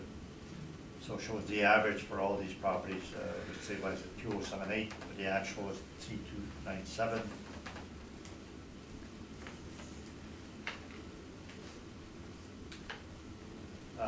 So One Great Fires, I guess we'll see when it comes to why we're so low in repair maintenance. And then we had the other repair maintenance study. And we had very few garden type. We had just one on page 6 of the main repair and maintenance study, and there was some in the Allegheny 2938 actual repair and maintenance, and we stabilized at 2,500. The high rises from that study,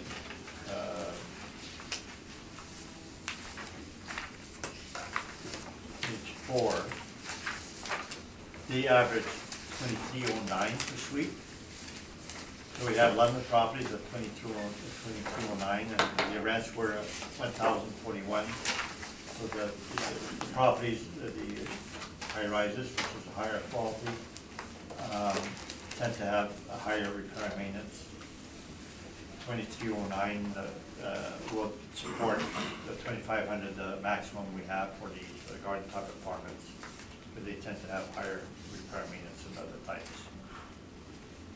And cap rate, we've been through the cap rate study, and so we're using 6% cap rate on that, because it was built 1978. And that's my submission. Matthew?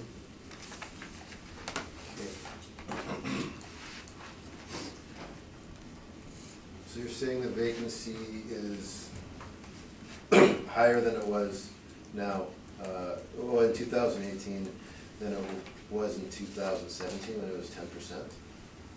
Right, so it was 11.6 in 2018.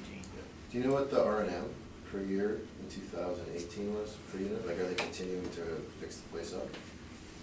That would drive the vacancy? Yeah, I don't know if I copied it. Oh, yes, I did. Ah, here it is. Repair minutes, 1,499,000. So it went up. 1,499,000. Okay. So.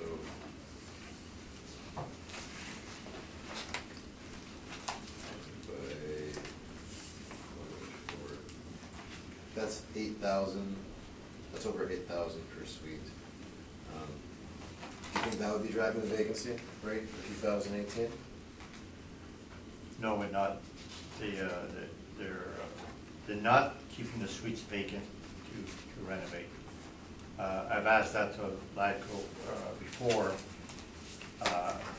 And when you fix a suite up, you keep it vacant for an extra month to fix a suite, and see, no, we are always on the ball. We fix them quickly when somebody's gone. And even if they did take a month, you have to allow time for turnover, but they never go more than a month to renovate a suite upon turnover, or to fix up a suite upon turnover.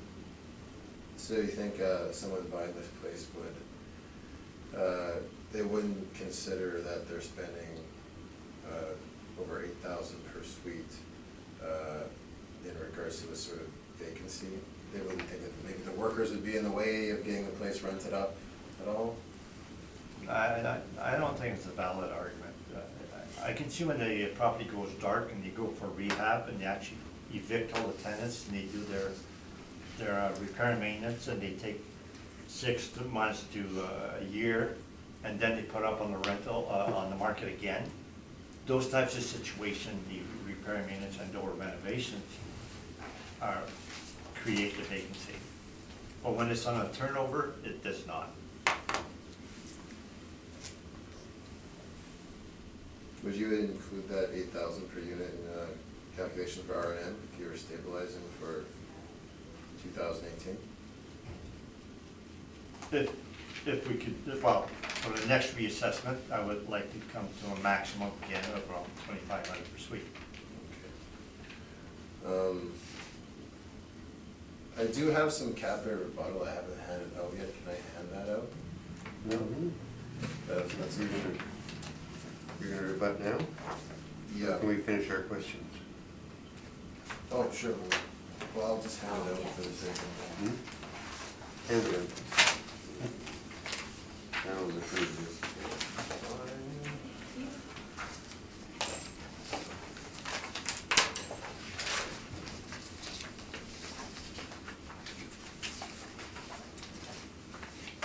I'll give you 2, yeah. Oh, So I'll finish my question. Finish your question. Yeah, and then do your rebuttal. Yeah, okay. Okay. We'll get into it later. I think that might be. Yeah.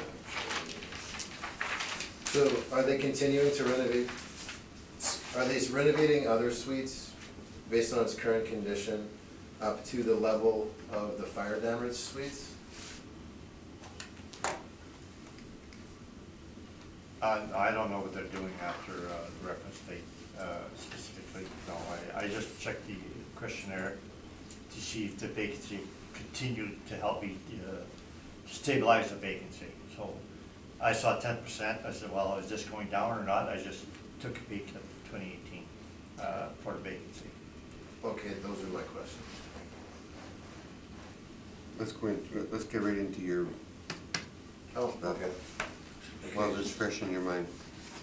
Okay, so I've handed out 2 pages here. The first one, if you look at it, it's the picture from digital submission of the income and expense mailer for 210 St. Mary's Road. If you go to the final page, you'll see that this one here, the website one. I don't have it. That didn't get handed out? No. Oh, well then we'll start with the other one then. Okay. Yeah, I thought I handed both of them. Okay, so this one too. You can go to, you turn the first page over. This is for this is the sales questionnaire for 718 Beach. It says that section E, income expense, land 32 was the purchase price based on the property's net operating income, yes. And the purchaser is declaring that they purchased it for 5.4%. 4.5%. Pardon me, 4.5%. Which is almost a full point lower than the Altus study. And then in regards to in hand, this one up here. This one is just for another property.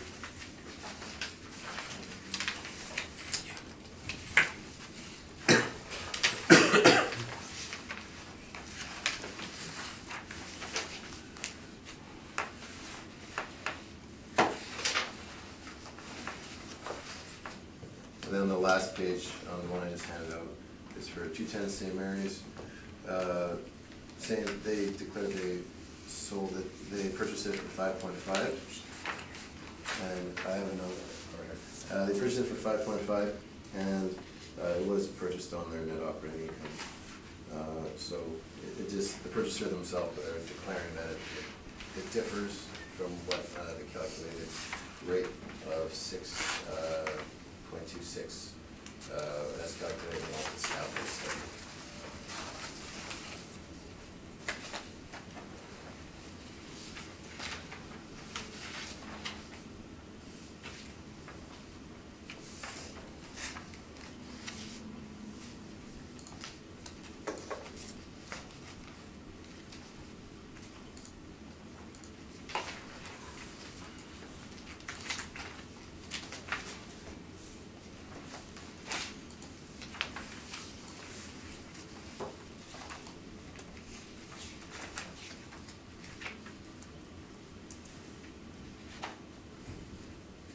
Questions?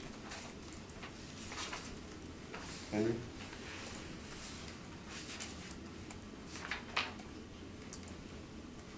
So for 160 Ulster, do you show any cap rate comparable?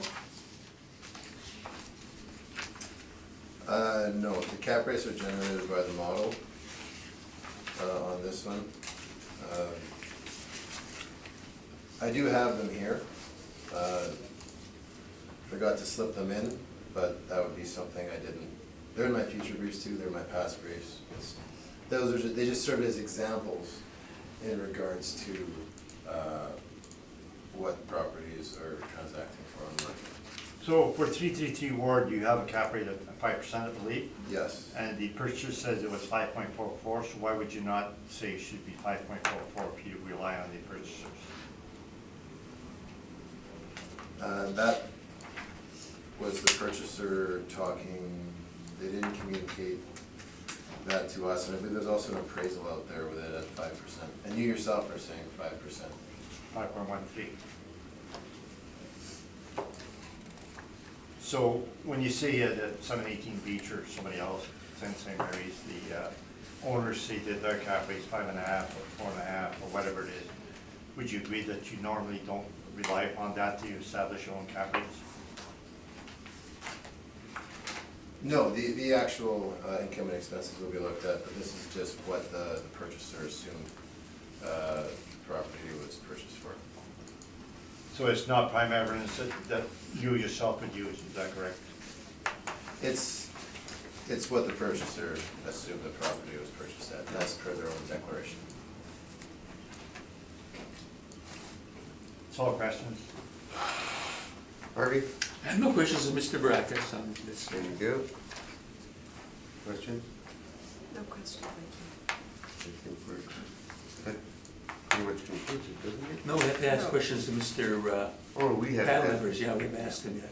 Yes, go ahead. Oh, okay. Do ask some questions now. Okay, ask some questions. Henry. I knew we missed something. So, I'm looking at your utilities, on your page number, well, where you have your reconciliation showing value in cities also. I don't see a page number on there, but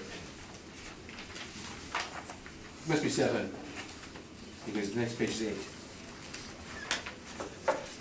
And I guess the first thing I'm looking at is parking. I see that parking in 2015 was 9,484, and then it dipped to 8,796, and then to 7,954, but you have an average of 8,745. So why did you stabilize that income at only 7,954?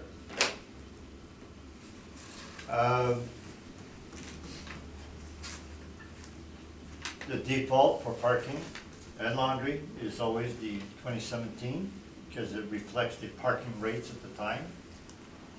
It reflects whether the parking is included some of the rents or not, whether they change things or not. So we normally do not use a 3-year average for parking. Our standard is to use 2017.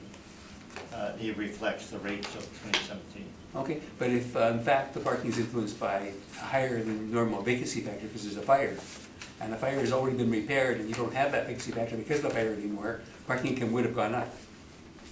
Yeah, that's not a bad argument. So that 3-year average 87.45 may make sense there, so it's $800 difference. Yeah, okay. We're not talking about a huge amount, I agree. But I'm just trying to see how reliable all these figures are. So when I see discrepancies, that's why I ask, because I wonder about other things that don't jump out at you, you know. No, there's certain things are judgment call, I Yeah. know that for sure, and our standard is to use a 2017, and that's what we do, unless it needs to be stabilized. Okay, and then I'm looking, I guess the next one looks like line 18, wages, benefits, administration, etc. And 2015, I think that looks like it's 29,395, decreasing in 2016 to 22,514, going up in 2017 up to 25,273, and the average is 25,727, and you use that there. So I think that's fair. Okay. In that instance, I'm not, but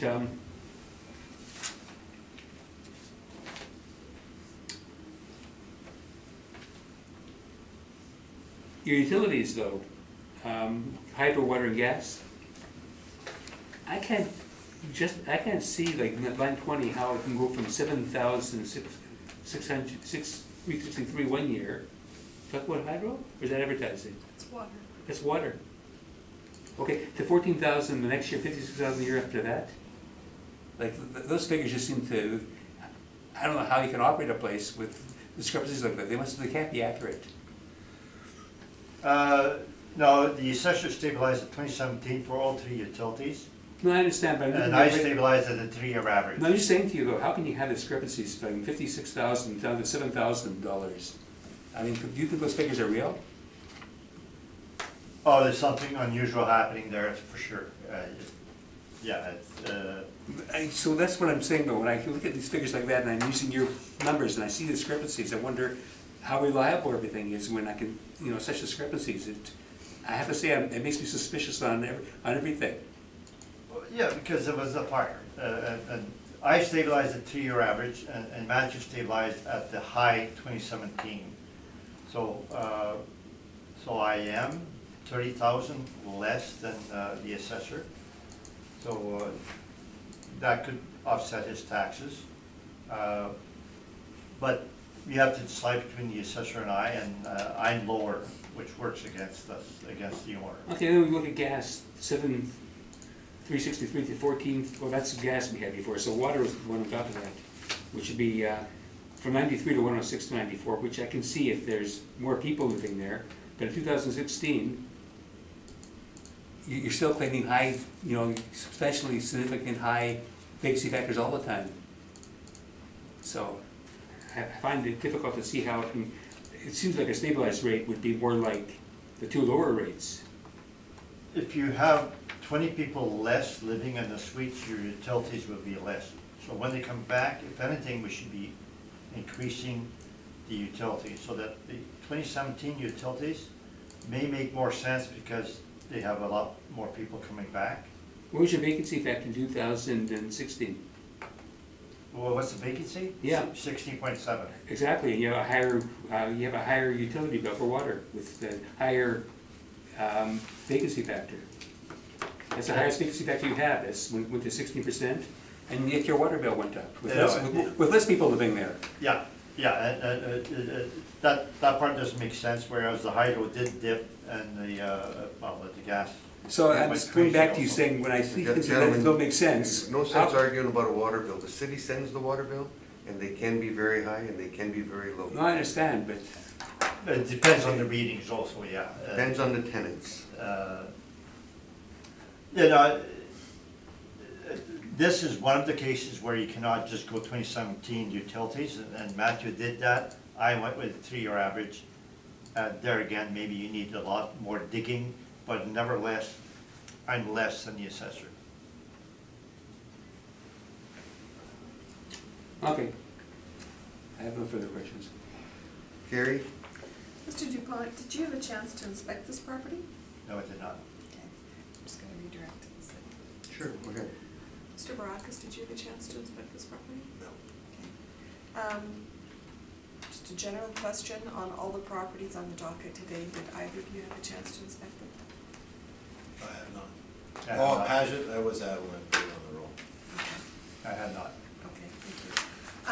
So, Mr. Dupont, I'm just wondering, you had brought up in 2016, this property at Ulster was reduced by the board to 17 million, correct? Right, And now your request is almost at 14? right. And you are basing this on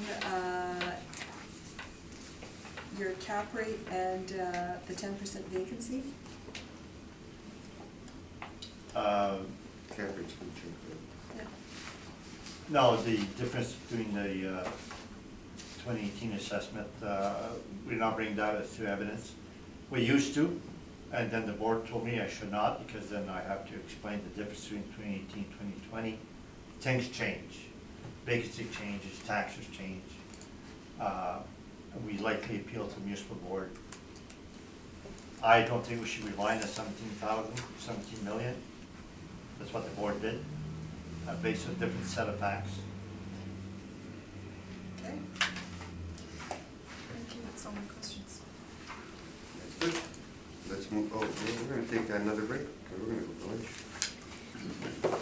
Call the meeting back to order. As soon as I find my glasses. 100 Ulster, oh, the sister. Right? The sister to the Yeah. 160. Okay, file number 19-2689, roll number 0304518022, 100 Ulster. Assessed value for 2020 roll years, 8,532, rounded on this one.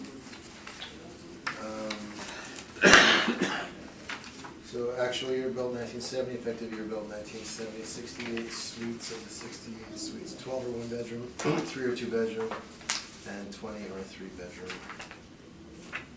Construction class, masonry, grand walls. Request for information on page 2. They've been good hanging their stuff in. Page 3 shows our smaller breakdown on this property, and with the mold parameters and capitalization rate as per age, area, and size. Excuse me.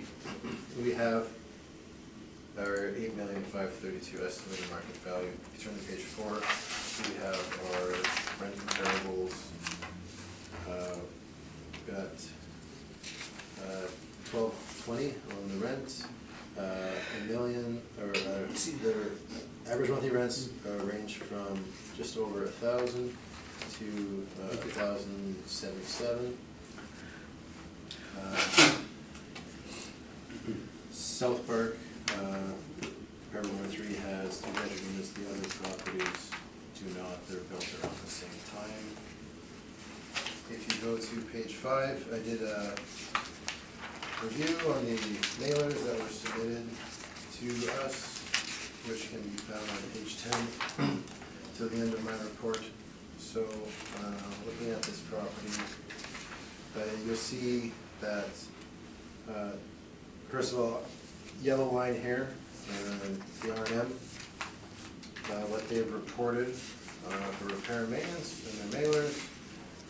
3-year average is $46.30 per unit, which is quite high, much higher than we typically see.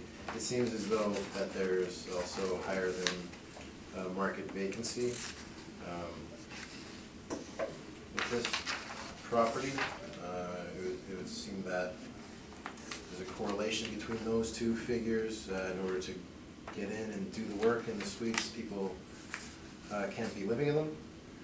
Therefore, market vacancy was used on this property. The average vacancy for the 3 years is almost 6%. We're using 2.4. You'll see that the potential gross income on this one is $938. What we're using for our model, I believe that it's higher, and it is too high. So I looked at the expenses, stabilized the expenses, and ran a scenario using the actual with market vacancy and $2,000 per unit, which is highly similar to what actually the appellant's using on this property. To come up with our net operating income of $455, with a 5.3 cap as per agent area, we have $8,592,000. That's my evidence. Thank you. Henry, questions? Yeah, so page 3 is your model. Yeah. The expenses there are $519,840, Yes. and you stabilize at $469. So you're stabilizing less than your model?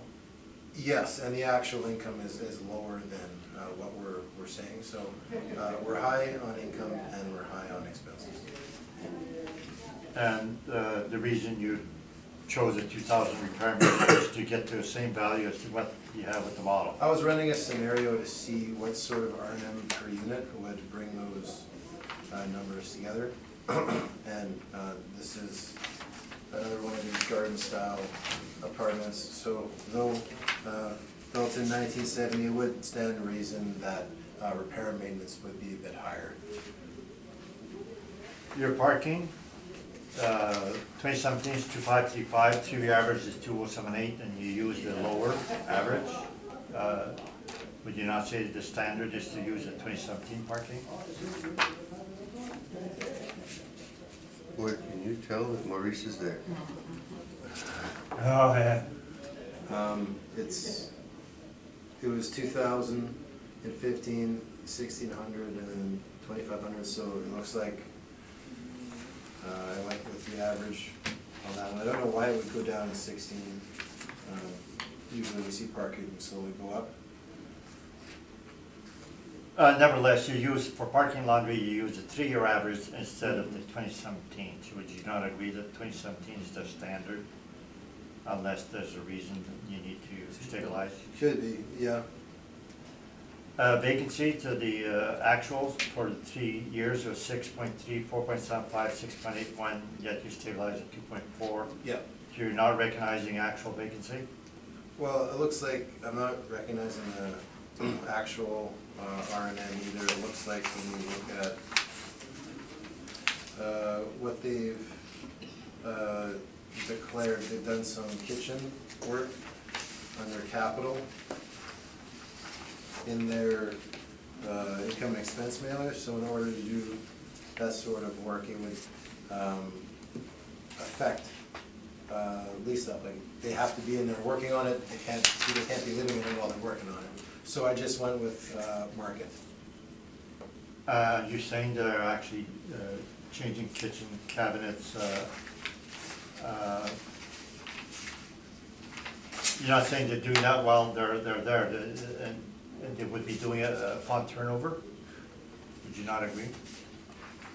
Yeah, turnover, and then turnover, so that people leave, then it would stand to reason that they would then go and fix it up.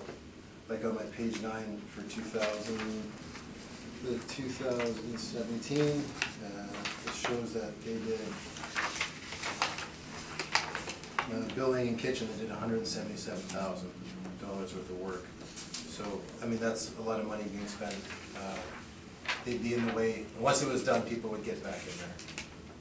So we're just looking at a market vacancy.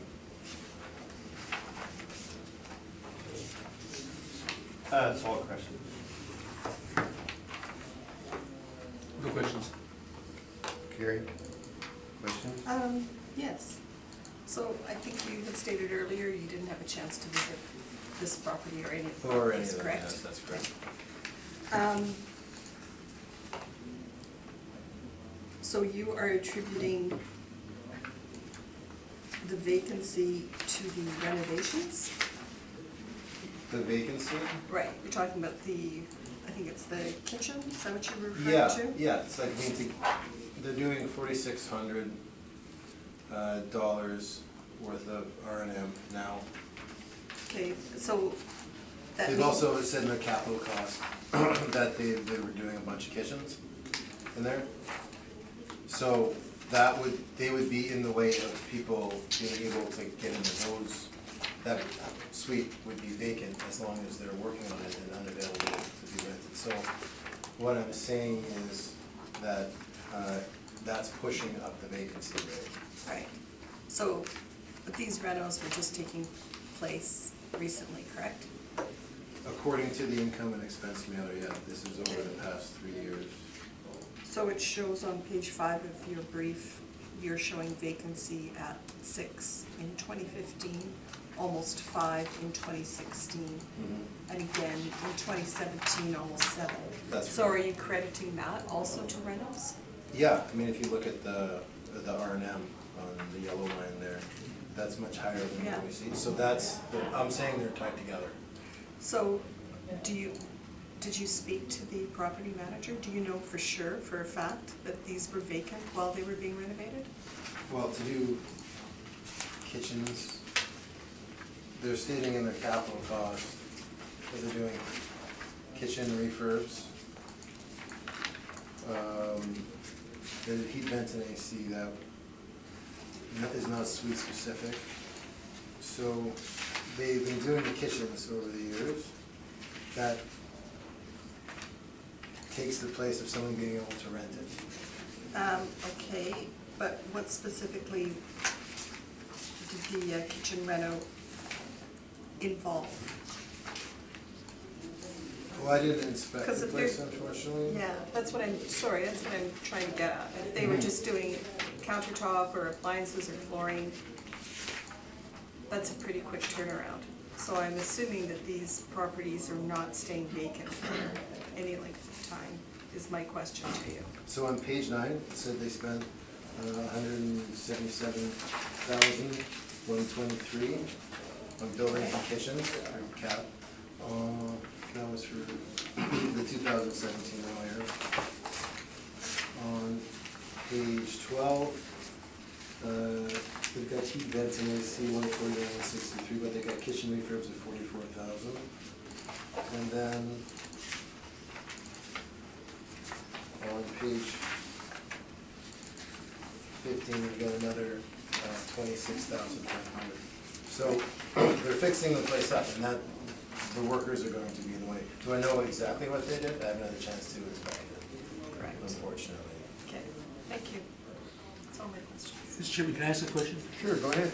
Okay, on this one, I see that the model used a 5.3% cap rate, whereas all the previous ones was a 5%. Do you know why this one has a higher cap rate than the model? It's based on age and area and size. So that's what the model assigns for a 1970 property. That's over 15,000 square feet in this area. Okay, so 160 Ulster, which is just down the street, was at 5. What's the difference between the two that would describe .3? Oh, yeah. You have a difference. Well, we have groupings. 70, once it gets to 75 to 97, it goes from 5.3 to 5. So 160 also is a 78, Uh-huh. and this one's a 1970. I see. But So it's it's the age. It's the way it's bracketed, yeah, Okay. in our model. Okay, that's it.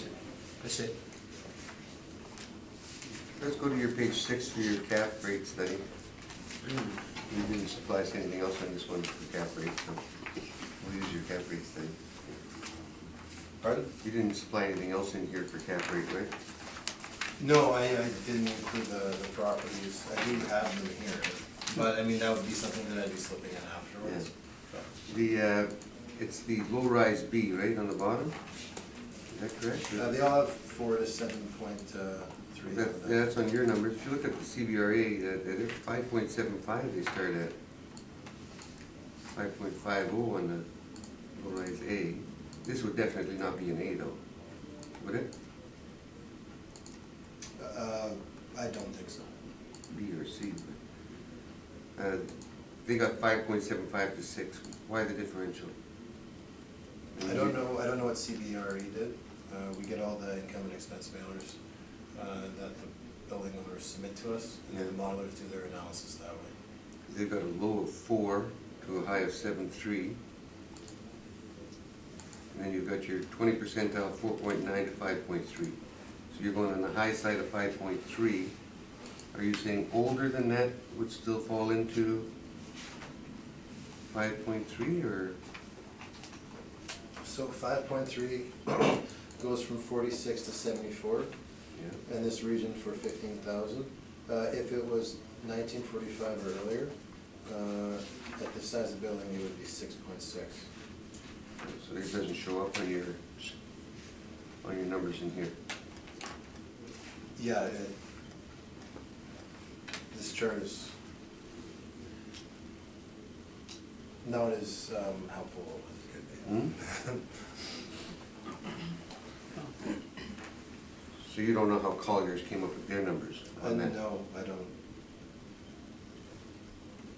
And there's nothing for Cushman. Well, Cushman's got high rise. They got a low rise, but yours is 5 to 5.75. Let's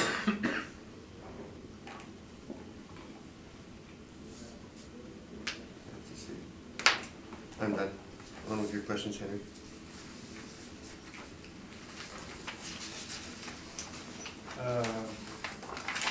Yeah, I have no more questions, so. On with your presentation, I mean. Hey? On with your presentation. Okay. For Mr. Diamond, I have a decision, 200 auto. For Mr. Diamond? Yeah, he's the one questioning management fee. Do you have extra copies, or is it? No, that's the only one. There was a decision, 200 Ronald, and it was, dispute was whether there should be wages and min as well as management fee. The board agreed with me at the time that there should be, you could have 2 expenses.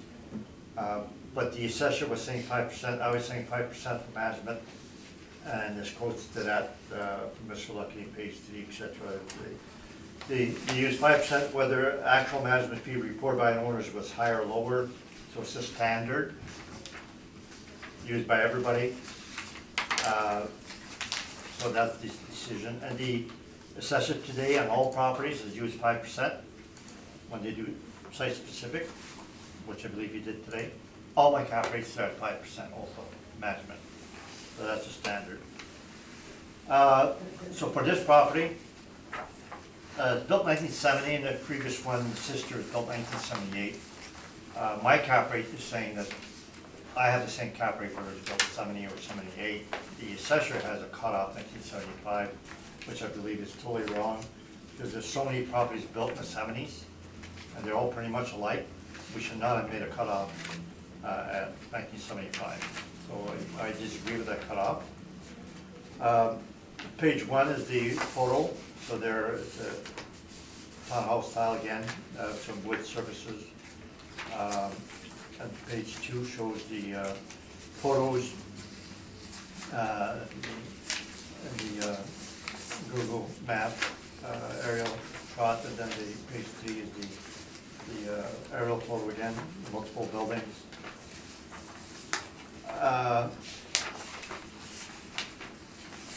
At page 7, we're saying cap rate is 6%, built 1970. Page, no page number, but it'd be page 7, 8, after page. So that's my spreadsheet.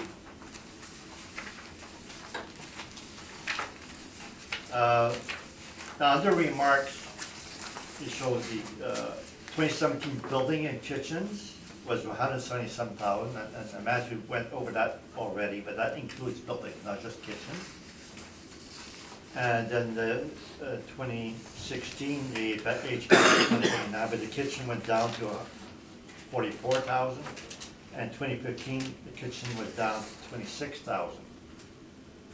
So even though the kitchen refurbishment changed dramatically, you look at the vacancy, line 5, still the same, 6.2% in 2015, even though they had the lowest kitchen refurbishment.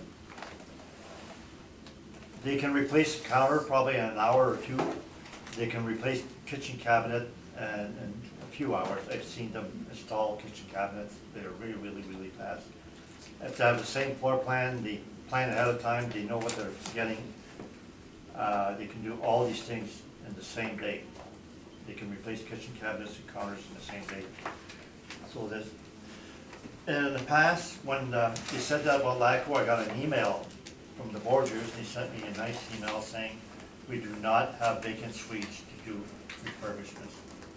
They don't do that.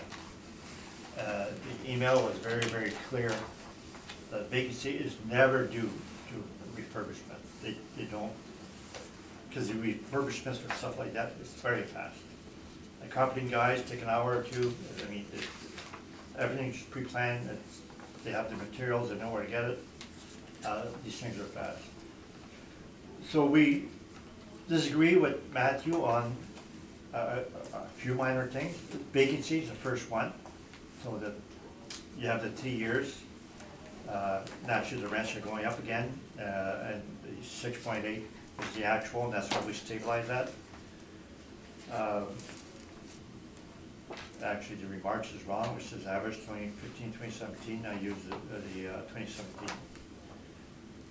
The laundry and parking, I have higher income than Matthew, which works against us, but I use a higher laundry versus Matthew using the average, which is lower, and I use the higher parking versus Matthew, which uses 3 years.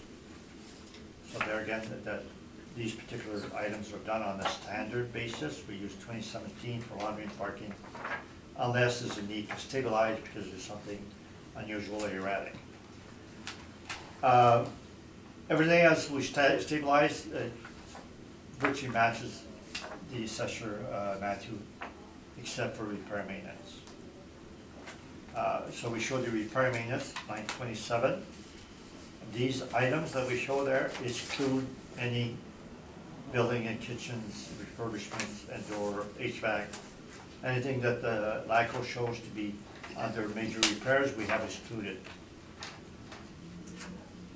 So the 3-year average is 315,000. We stabilized 137,037 because we stabilized at the average 2013 and 2014. We took the 2 lower years far back, and we stabilized at 2015, which is probably on the low side. If we went to municipal board, it'd probably raise that to 2,500. The 3-year average is 4637. The 5-year average is 3588. I believe that my amount of 215 is reasonable and low. I would likely change it higher going forward. So our NOI is less than the assessor. And then his repayment is 2,000, so I would assume that a lot of it has to do with the vacancy. And the cap rate is a bit different, so we have about 6,945. Matthew?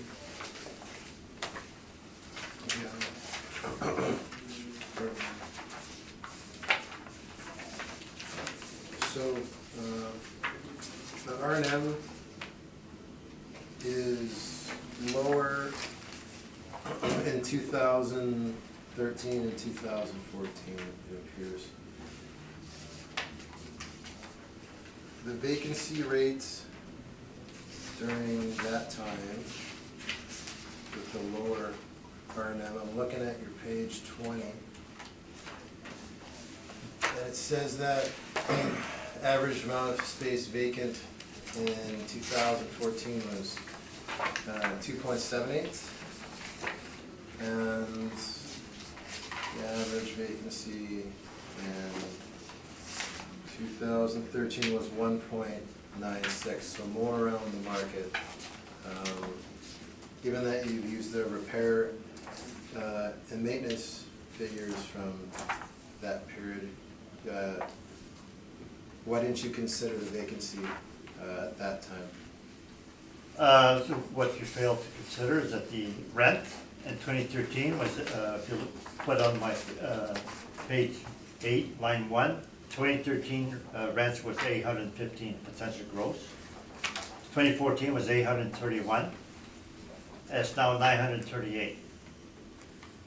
So we go with the 2017 rents, we don't go with 2014 rents or 2013 rents. So they have in fact increased their rents. And to be consistent, I should have used more than 2015, 2017 expenses or repair and maintenance to match the higher rents that they have now. And I have not. I used the old expenses, and I have 2015 repair and maintenance, which is on the low side.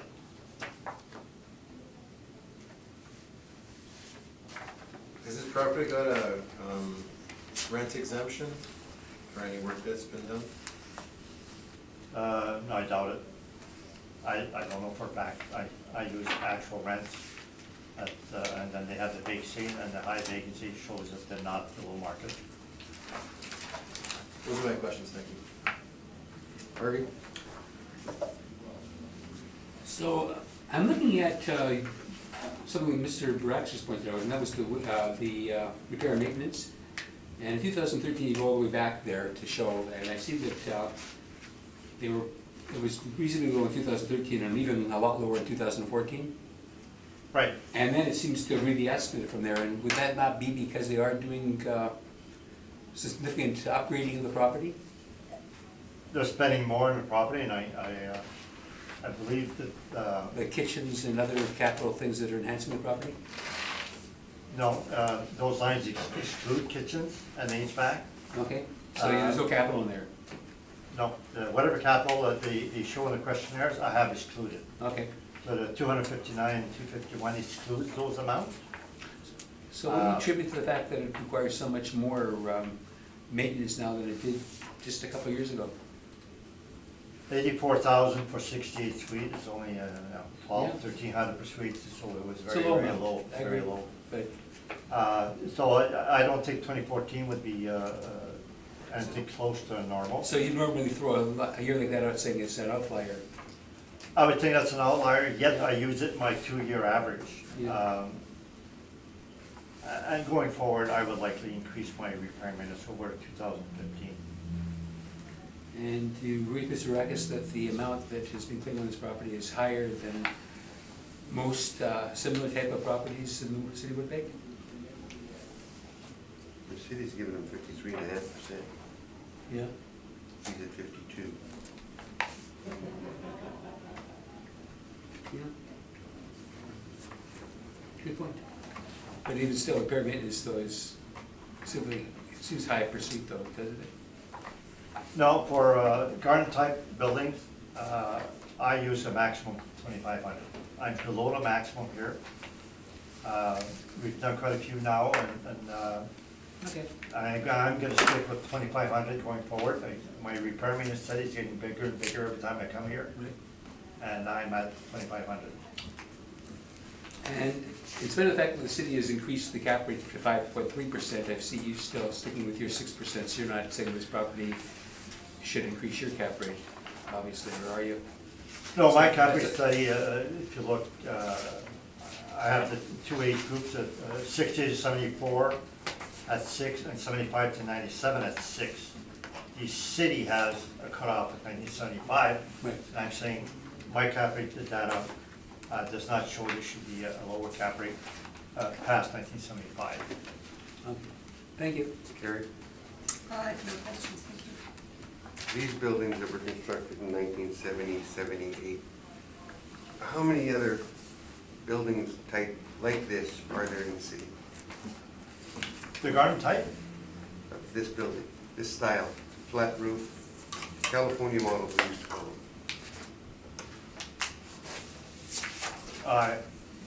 I don't know. I know they have some. They have some on Leela, and the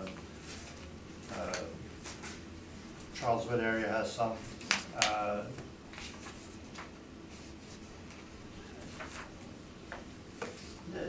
It's not very unique. They have quite a few of those, but not large numbers. A lot of the some of the maintenance that goes in, they don't replace the roof because they're flat roofs. They just get them repaired, and that shows up in your maintenances, does it not? Which increases your maintenance on these ones?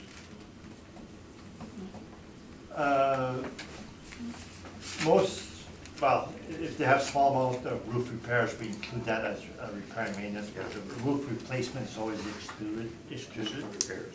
Yeah.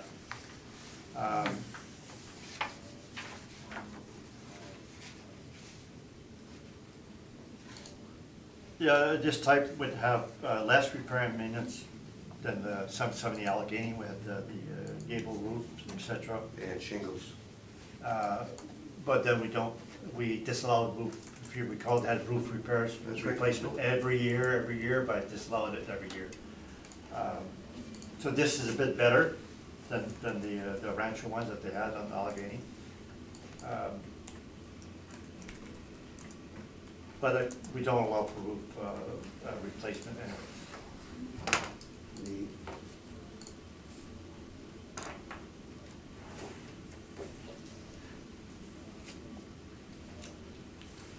Okay, I'm good.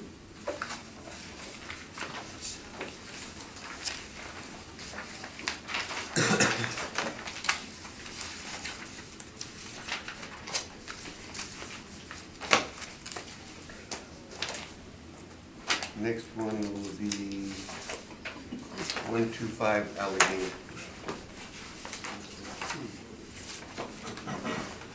File number Is all that go over there?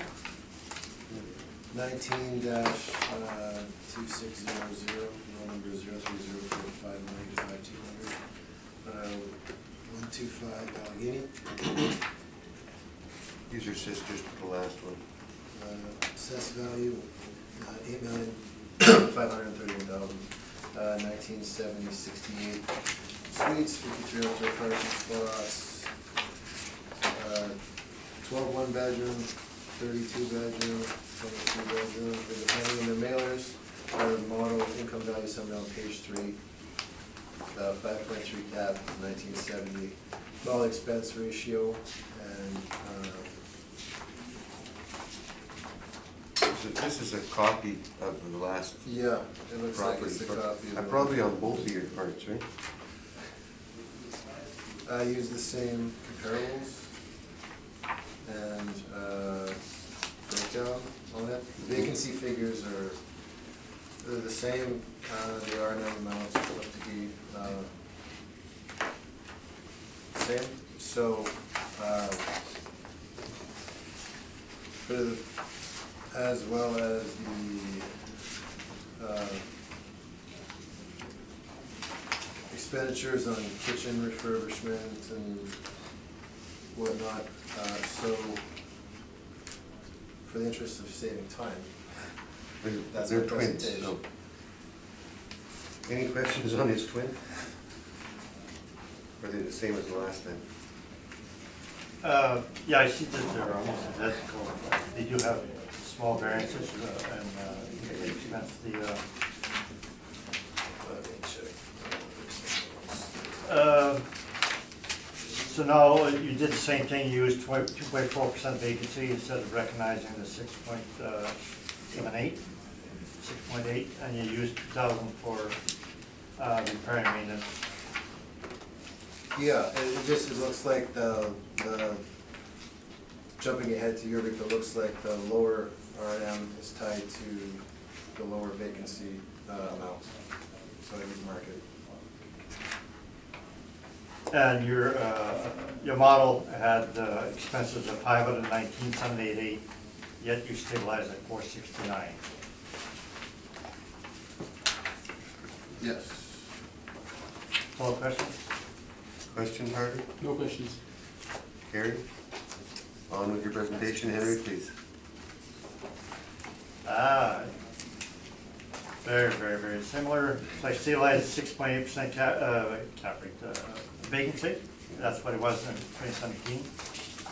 I do show 5 years of income also. So I do show the lower vacancy for 2013, 2014. I stabilized at 2015 again for repair maintenance. And I disallowed the kitchen cabinet and whatever that they had. And here's a 6% cap rate. Value 6924, 25.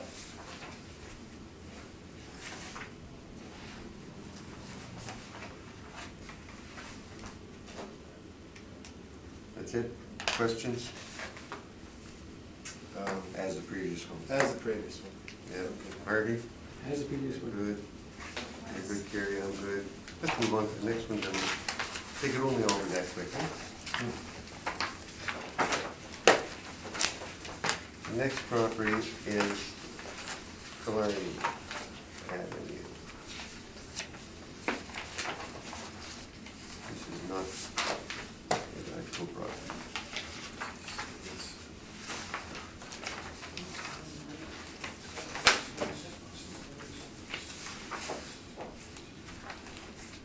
Oh, yeah. Okay.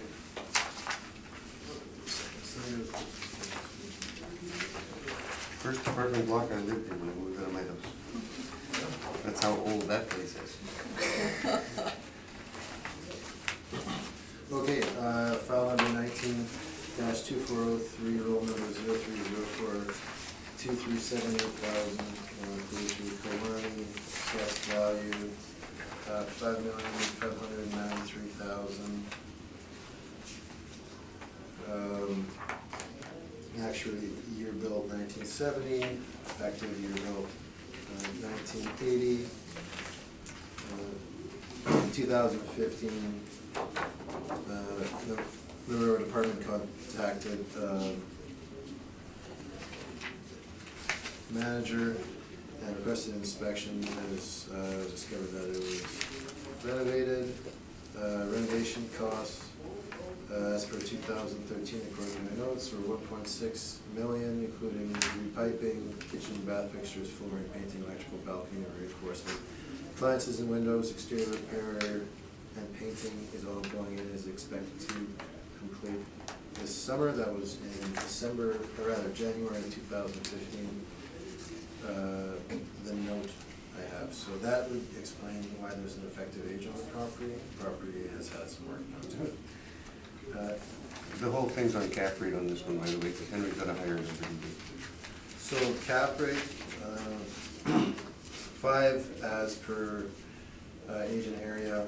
It got the boost, though it was born, it was not born, it was built in 1970.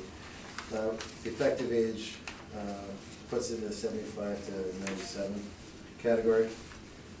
Sounds like we did a heck of a lot of work to it, so 5 cap it is, that's my estimate. Henry? Your page 5, your NOI is a bit higher than your model, or quite a bit. Then But you what's- stabilized repair at 1208. Yeah,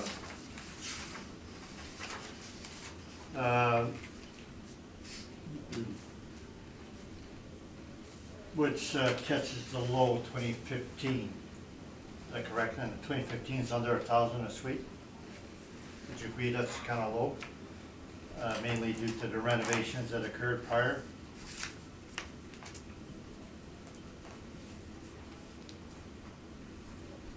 yeah, it's low. It's I mean, it had a bunch of work done to it. It's the same way, someone in a new property, I think we talked about Southview earlier with 600 R&M, way back at the beginning of the hearing, how they would expect a lower R&M, slightly lower R&M going forward, just past the point of the renovation, so I included it. 1208 didn't seem reasonable. You changed the age, effective age to 1980 from 1970. How did you arrive at that? That was done based on the judgment of the assessor at the time, back in 2015. That was not me. Based on the work, they inspected it and the description of the work. So they did one-time renovations versus other properties that do it upon turnover. Those properties that do it on turnover don't get an effective age higher than actual age. Would you say it's unfair and inconsistent to give an effective age for this one versus others that do it on an ongoing basis? Well, it's a lot easier to tell when somebody does it all at once and you get to go down there, but if they're slowly doing it, it's hard to catch. So what was done in 2013 that would warrant an increase in effective age? Okay, so in so the property was inspected. He has built the property. So requested inspection was January 23rd, 2015. The notice from January 29th, 2015, so sometime around now. Renovation costs as per the 2013 mailer were 1.6 million, included repiping. Repiping? That's what it says here, repiping, so plumbing, kitchen and bath fixtures, flooring, painting, electrical, balcony reinforcement, appliances and windows. Exterior repair and painting is ongoing and is expected to complete this summer. Balcony doors were not replaced.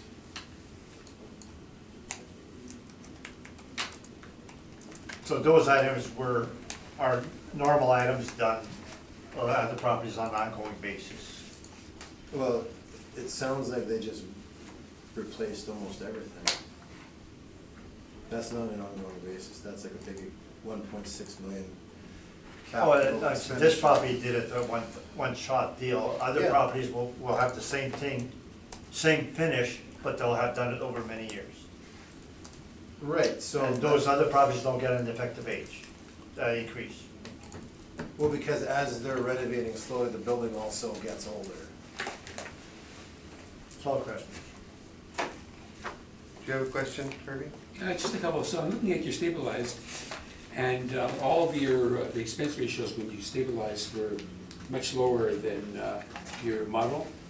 Your model came in at 51.91%, almost 50%. So you're almost, and your cap and your NOIs are the model NOI is much lower than. It could be low on this one, yeah. It could be low on this one. And you're indicating that the reason why the cap rate has gone down to 5%, even though it was built in 1970, The effective age is based due on. to the work. Yeah, And that's just on the report you have there. that's based on the notes I have on. So that was the assessor's opinion then? At the time, yes. Okay, thank you. Carrie? No questions. Do you have closed permits on it, or you got open permits on it? There was no permits for the work. You didn't have the permit? No, as per the note here, that there was no permits in our system found. Oh, okay. So, someone must have discovered an ad, made a call. Where did you get the thing that the pipes were done in? Is a note from the assessor who went out and In inspected. 2013? In 2015, 2015? yes. Oh, 15 is 15. So it was 15 was when they did the inspection. Well, they didn't even do an inspection, you probably got turned away at the door.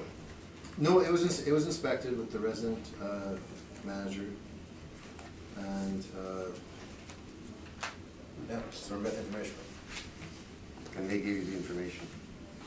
They, well, they inspected it and they relayed information to our department at the time of the inspection. Well, with what you said, pipes, electrical, 1.6, permits were required. No ifs, no ands, no buts. With that type of work Yeah, in that building, there had to be permits. So Nobody followed it up with the permit department? Our assessment section, we have access to some permits. I suppose PP&D has access to all those. Check if it's good before we cover it up, kind of thing. Mm-hmm. Yes, there would have had to be permits taken also. Thank you for correcting. Because there had to be permits. Yeah. Also, because of what was done, it had to be brought to code. Yeah, yeah. They did a lot of work there. I got no further questions on it. Henry? Well, your numbers, you're within three. Go ahead. My NOI is higher than the original assessment, but the bachelor's revised is 224, 324,000 NOI. But you got lower repair maintenance, 1,200 or so, and I'm at 1,392, so that's probably a difference. Well, he's running 51%, you're running 48.9.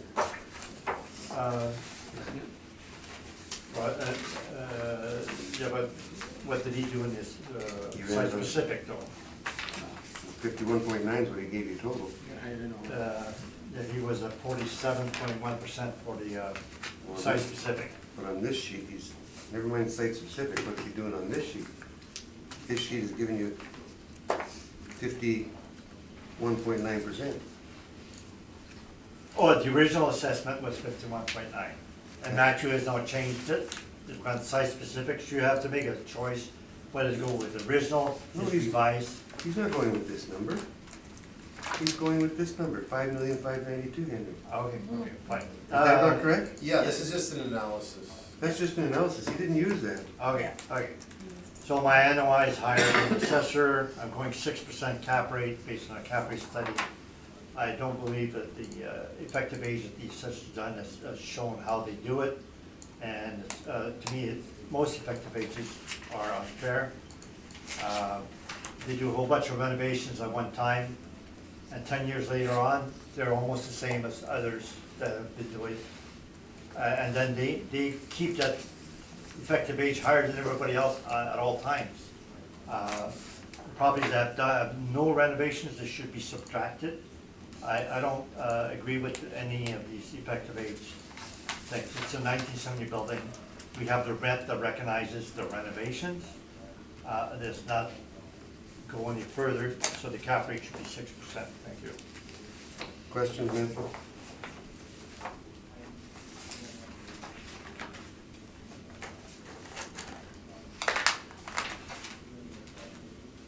Would not the renovations play into what an investor would expect to spend on the building and keep it up? An investor would unlike older apartment blocks, would not have any upside, because the upside is all there on the rent, so they don't have any positives going forward on the rent.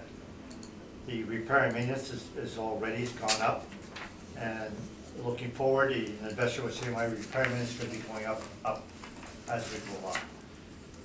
So as an investor, you're recognizing the actual rents that you got, but they would be recognizing the fact that the repair and maintenance would be increasing in the future.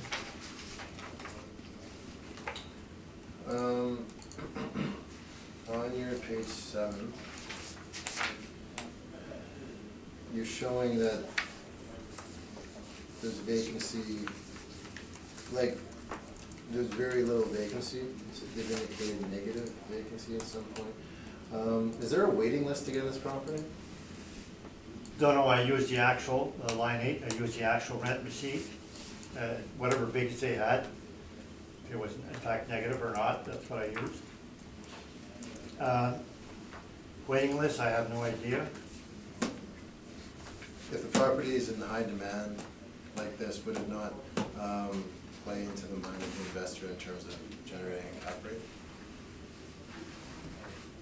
No, when they go on the rents, they go with potential rents. Okay, those are my questions. Carrie?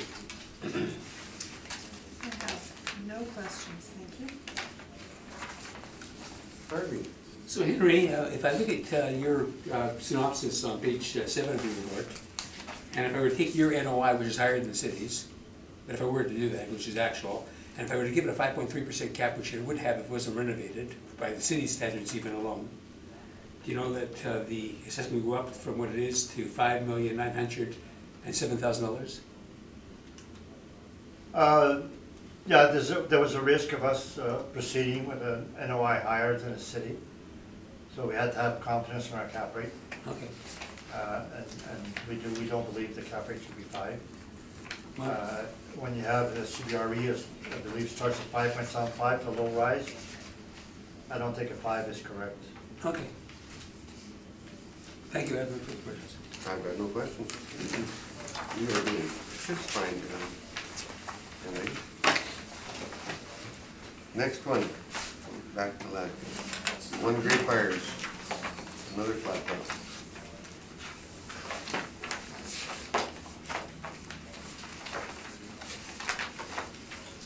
This is easy.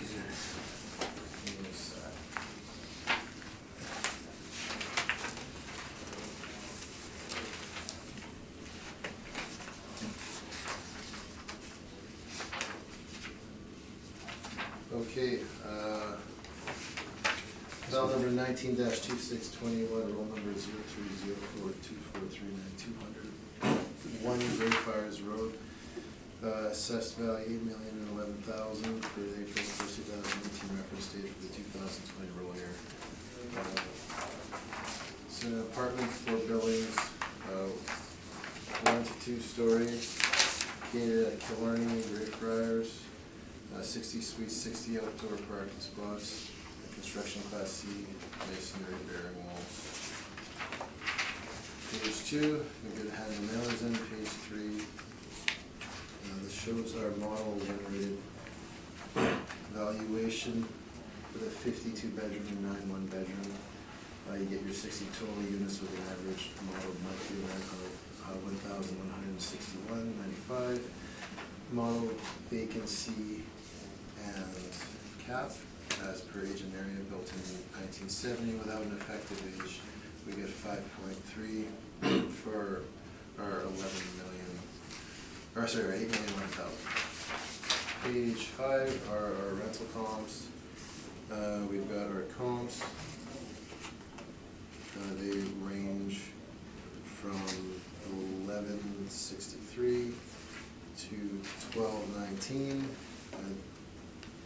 They do have 3-bedroom units, 1, 2, and 3. The subject property does not have 3-bedroom units. Comparable number 4 does not either. They're all around the same vintage, other than 770 Allegheny. That was in 1987. So I did another analysis on income expenses. This property, so I was able to look at the mailers, which comprise 8 to the end of my report on those pages.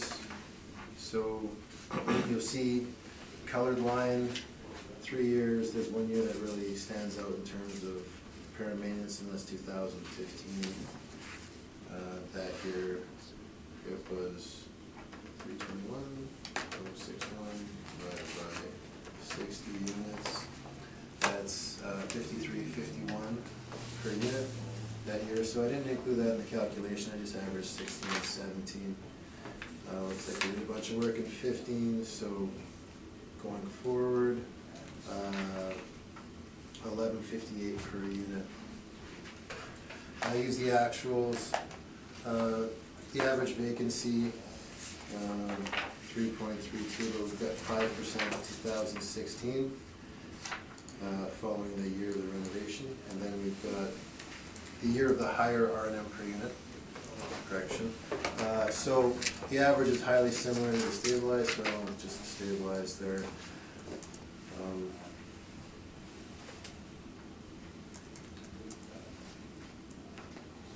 Everything else, 5% management as per protocol. Everything else was stabilized normally. I guess parking I could have gone with the newer year. As with laundry, so it looks like parking, I used a bit higher on the average, but laundry is a bit lower, so kind of evens out there. The 5.3 cap, we've got 7,921,527. We're at 8,011,000. We're very close. Therefore, I didn't make a change. That's my evidence. Thank you. Questions, Henry?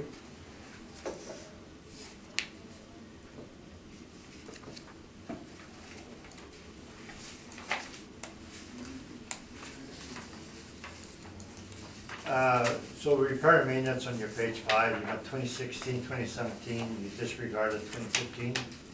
Yeah. And you would expect after renovations it would be low and it would be going up afterwards, is that correct? Well, we went from 76 to 62, 1158 a unit post, a bunch of work. Seems normal based on what we've seen. All questions? Harvey? No questions, thank you. Gary? No questions. Boy, we're letting him off easy today. On with your presentation. Henry? Our rents of line 3 are lower than the assessor. We go with the actual. 2.4% vacancy. Line 13, we're 812 versus the assessor 816 because we're adding laundry and parking afterwards. So we are site specific there. I believe we stabilized similarly to what the assessor did on his site specific model. The main difference is that we stabilized repair maintenance now at 1,500. And you look line 27, so 2013, 2014, that's the repair maintenance excluding their refurbishments. The 321 and 2015, that's excluding the refurbishments. And then, so the refurbishments are shown under remarks, they're shown on each of the questionnaires. But the 2018 R&M is back up to 97,000 or 1619 per suite. And the CapEx is shown, disallowed by Altus. So in 2015, they had a small amount for hydro and doors, and then kitchen of 118, which was not that much. And 2014, the kitchen and refurbishments was 670,000. And 2013, it was 401,000. So it was mainly 2014, 2015, they did the renos over $1 million. 2015, they had some renos on top of the regular repair maintenance of 321. The 3-year average for each of the 2 high years of 2014, 2013 is 153,000.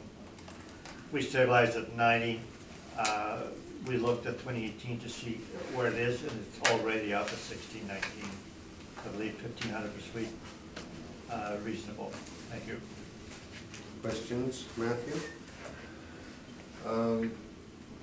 You stabilized. Okay, so in your repair and maintenance study, would you have this as low-rise 46 to 74 renovated or unrenovated?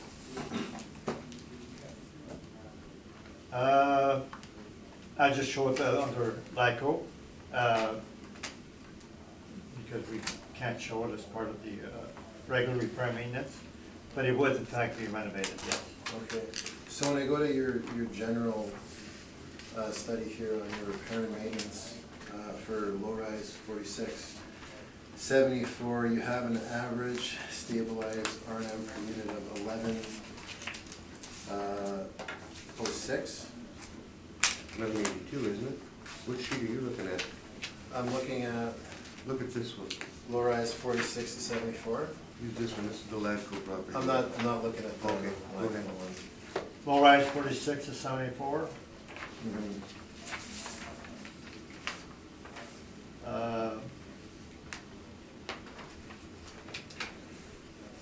So does that not support a lower repair and maintenance than 1,500 a unit? I'm at 1378. Oh, are you? For, Low rise 1946, 1970. Actual is 1378. I stabilized 1135, but the actual is 1378. This is on one Great Fires? this is for low-rise renovated or low-rise unrenovated? Unrenovated. Unrenovated, okay, so we got 1135 for unrenovated, and then turn the page for renovated. It's 1106. Does that not show that 1,500 per unit is a bit high when you're subject stabilization? So the thing with my repair and maintenance studies that we show what they are for different properties at different times, and we go site specific on all of them. I don't do averages. I will never do averages. I do these to show you that you cannot rely on averages. Every property is site specific. So low rises that are not renovated are 1378. And this not garden style. Garden style is the Qualico at 2938. So this property on a site-specific basis, when I looked at, I will not use averages to start with.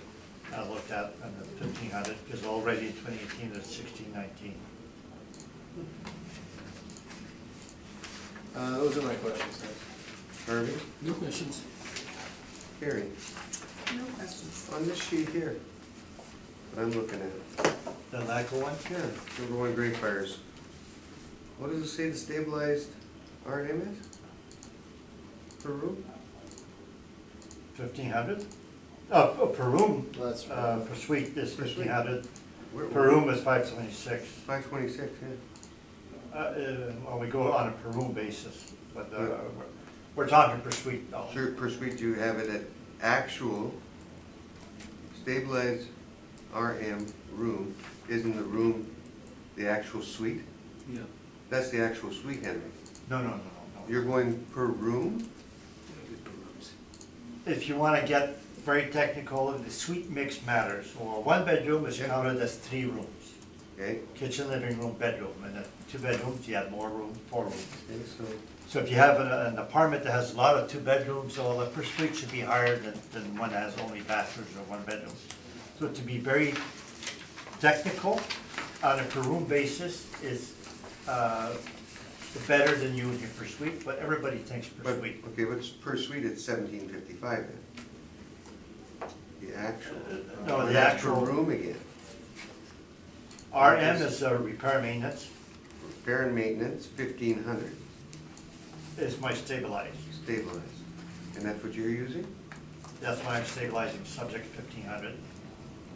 And the other Lyco, I'm stabilizing 2015 2248.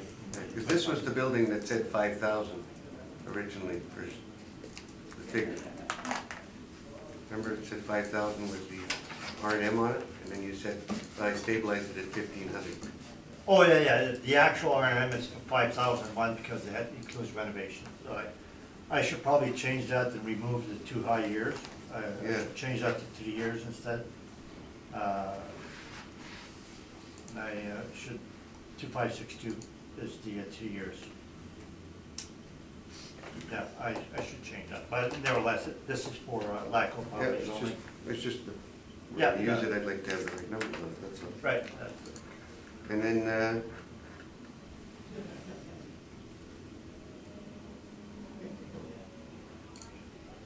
no, I'm good. Thank you, Henry. I believe the last one is going to be the last property. One bigger. Let's prove this stuff first.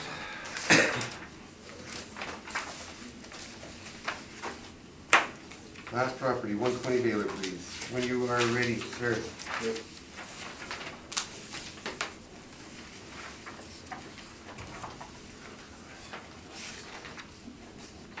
Okay, file number 19, 2775, roll number 03040221200, 120 Baylor.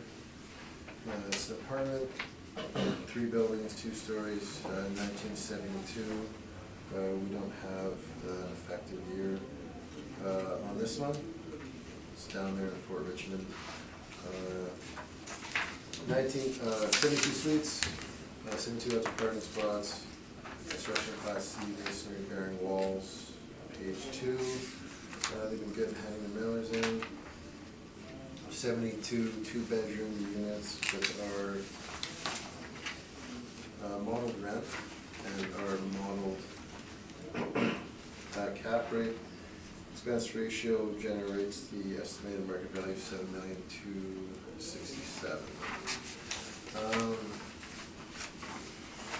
Go to page 4, you'll see our comparables. We are 981. The comparables here are showing that supported. If you go to page 5, I did an income and expense analysis on this property. It looks like this property has got a really high vacancy, but again, it's got really high R&M. It seems to be a thing that is today. So this one, I was trying to figure out where we lay with this one. So to use model vacancy and 1,500 a unit, it would come out to 8824. If we were to use the 13% vacancy, which is the average,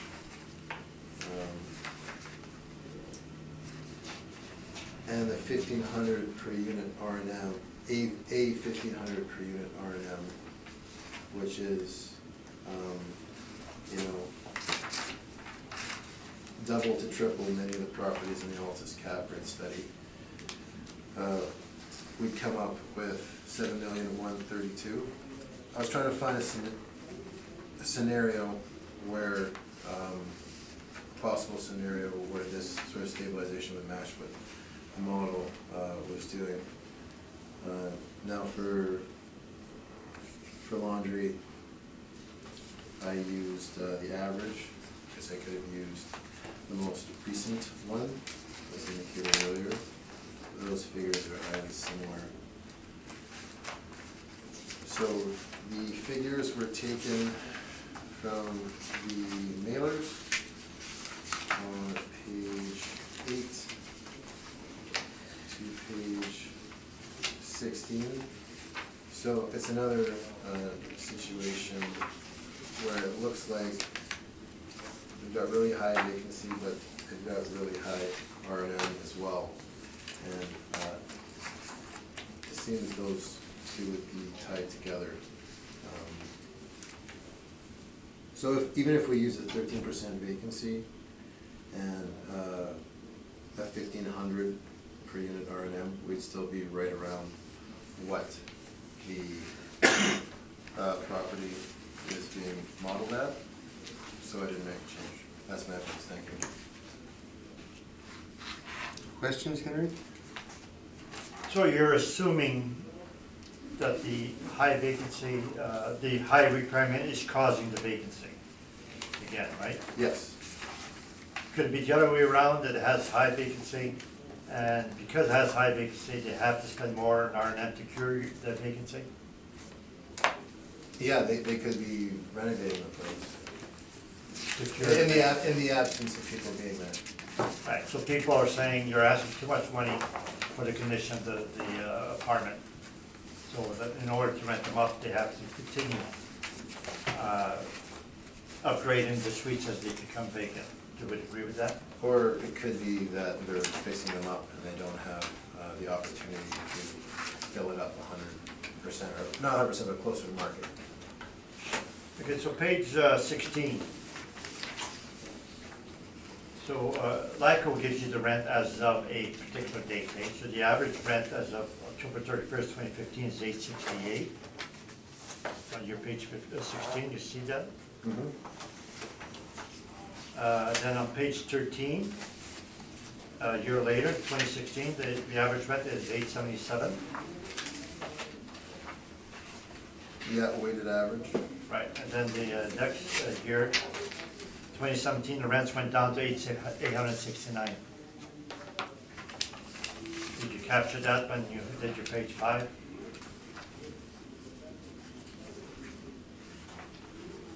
They're saying no weighted average.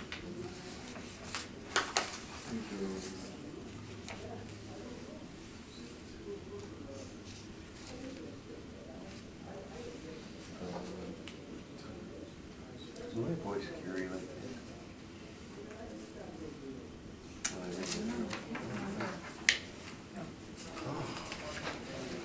Sorry.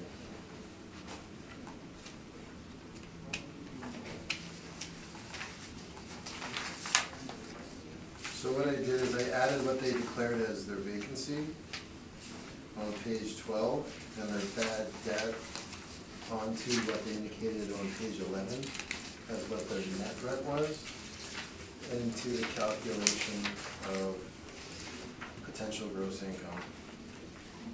Right, so the potential is adding the vacancy and what they actually received, Yeah, which was 890, T50, and that's what we show in our spreadsheet. But they did in fact reduce their rents as of October 2017 down to 869. Then they reduced their rents by 21,000 or so. on those pages, that's what they are indicating.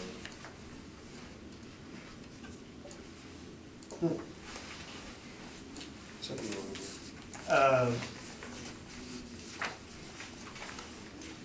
Now, your repair minutes, you say 1,500, where do you get the 1,500? I was just running a scenario, because this place seems to be having like high vacancy. I can see from your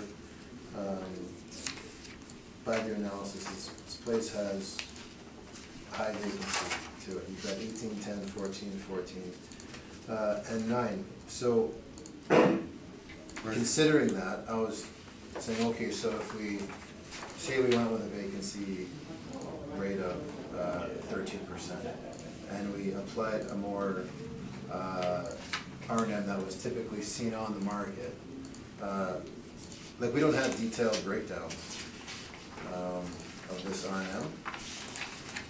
But it does exclude anything that's refurbishment or major repair maintenance.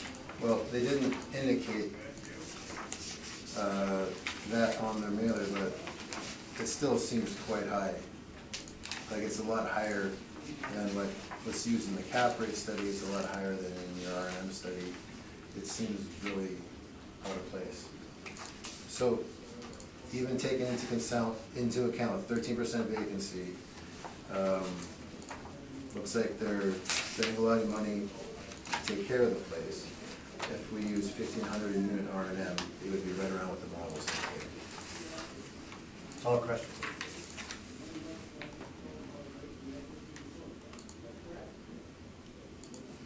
Harvey?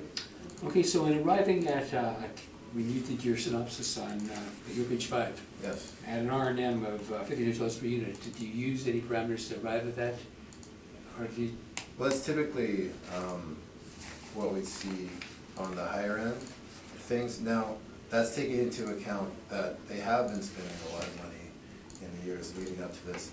And that's also taking into account that it looks like this place does have higher vacancy over several years. So this was a scenario that I was running based on what's typically seen in the market for so based on what's typical, you thought that $1,500 was probably more realistic? then 34, 52? Yeah. Yeah. Yeah. That's my question.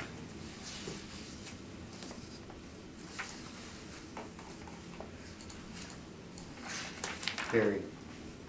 So just looking back on the mailers, and they're indicating their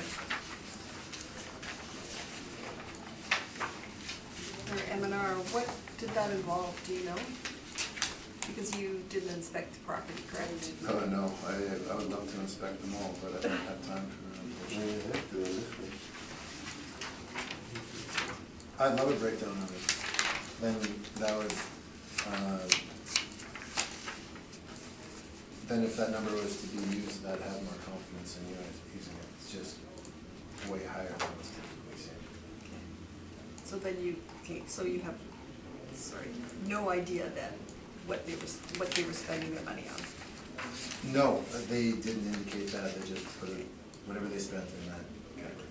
Thank you, that's all my questions. How many units in, I guess we call them ABC, because you don't break them down. You just say a total of 72. That's all I have for information. That's all you have. Yes.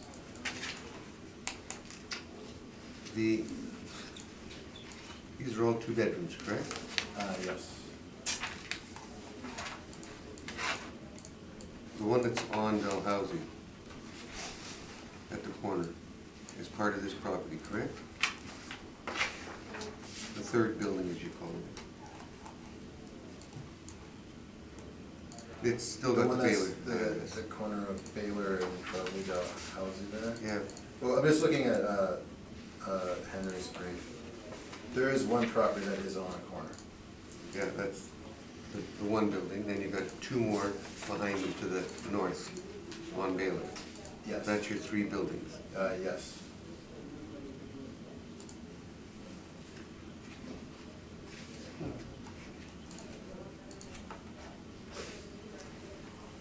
I'm gonna wait till Henry presents, and I got to keep going through this. Has this always been on one roll?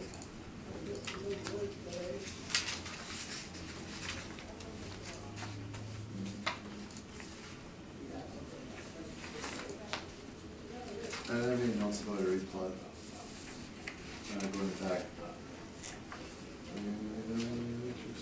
I have no notes going back to 2004 in regards to a replat. Good.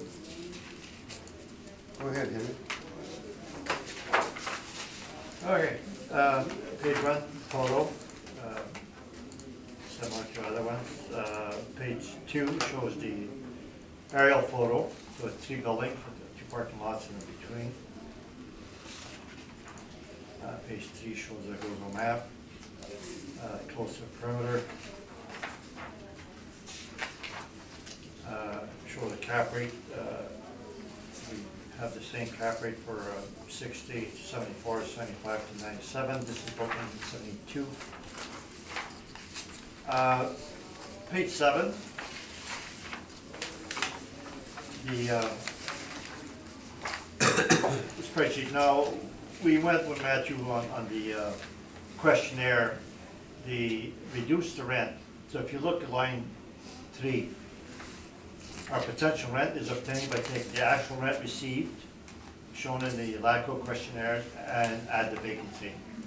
And that gives you the potential rent. So that in 2016, line 3, it peaked at 911,000. 2017, they dropped that down for the whole year at 890. And by October 2017, they've dropped that down to 869. Am I looking for like, this is your page 7? Yeah, my page 7? And you drop down to what? 869,000, that's what I stabilized at. The rent Oh, was that's your reduced. stabilized, okay. I thought you said for 2017, because 2017 says 890,000. For the whole year, Yeah, which is adding the 87,000 vacancy and the 797 that they received. If you want to do the exercise, it's page. so you've calculated the vacancy into that? Well, the vacancy shown on page 12. No, So LICO shows vacancy 87,992. but if you're showing the I'll ask you the questions after, I'm sorry, finish.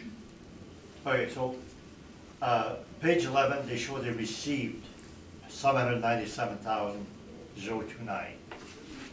And then the page before, they show the vacancy, bad debt is 87 and 53. So when you add all of those together, you get a potential rent of $890. And that's what Matthew did, and that's what I did, so we both get to the potential of $890. However, on the page 13, this is the weighted average as of October 31st, 2017. So that's year end. So during the whole year, they had $890 in potential rent. And at year end, they reduced their rent to $869, but that's before the reference date, so I can use $869. So the vacancy on my page 7, line 5, was 18, 10, 14, 14, 9.9. I use 8 1/4 because they reduced the rents. I assume they can reduce the vacancy. So they were pushing the rent so that I'd say the line 3, the rents peaked in 2016 at 911. For the year, the whole year, 2017, they dropped to 890. And at the end of the year, October 2017, they dropped the rent to 869. So I catch the latest, which is the 869. I give 8 1/4% vacancy. And then I add the laundry and the miscellaneous income, and I get 803, line 13. Stabilized normal way for most of the expenses. And the one that we have to look at usually is the repair maintenance, line 27. Under remarks, there's no CapEx listed for all 5 years. And the LACO you saw for all of the other 4 properties, or 3, 4, they always show what they believe to be a CapEx. And here did not. That's the amount of money they spent for what they believe to be repair maintenance, excluding any CapEx.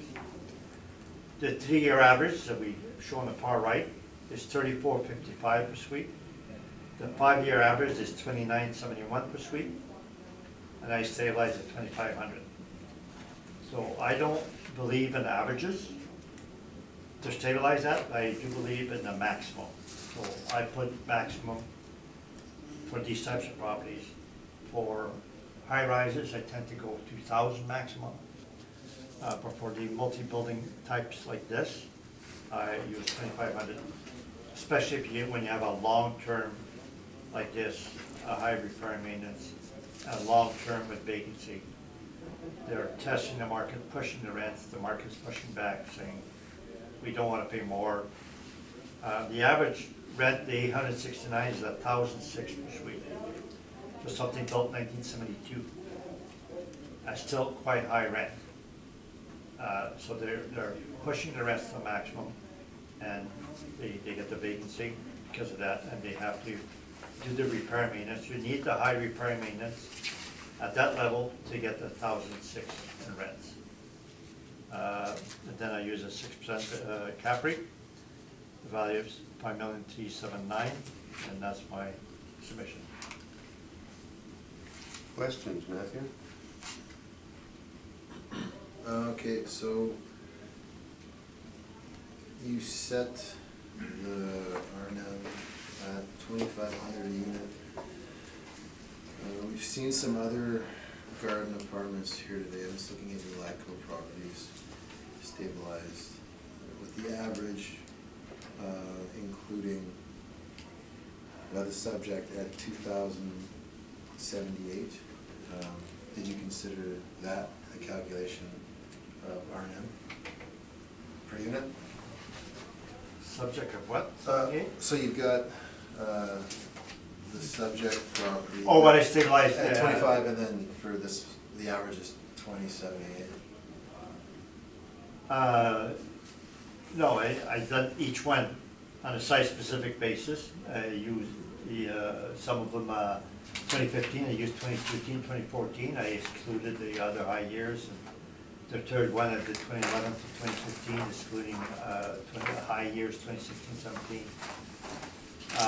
So in this one, there was no low years for me to grab onto. What I did 2,500 per suite. And I did state for the other ones that if I went any further, I'd probably use 2,500 instead of 2,015. With the 3-year, like though they didn't declare any CapEx, the 3-year average of being 3,454 a unit, you think it could be possible that there could be cap involved? CapEx? Yeah, even though they didn't declare it, like, just given some of the other properties, the cap rate properties, just in general. Well, that follows the questionnaires you lay out. You do not ask for a detailed breakdown of repair maintenance. They follow that to the letter, and they do, on all their questionnaires, show what they consider to be CapEx, and we've seen today that they do. So going with what they declare, they say there's no CapEx in those figures, and it comes to 3,455. Yet I stabilize at 2,500.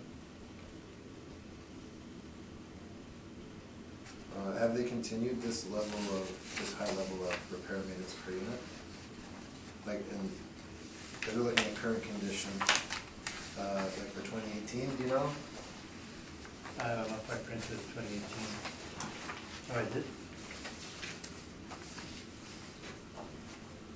Repair maintenance, 140,000 something. Okay. So that's a bit lower. 140 divided by 72. That's 1944. Okay. Those are my questions. Thank you. Gary? Just wondering, Mr. DuPont, I understand you didn't inspect the property, but can you speak to any of the renovations, repair and maintenance that was done to the property? No, I just go with what the questionnaires say, and we don't have any further breakdown. Okay, thank you. Harvey? I don't have any questions, thank you.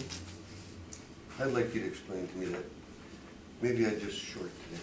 Sure. The 869,000. Walk me through that sheet that gave you that number. Oh, okay. That's a good question.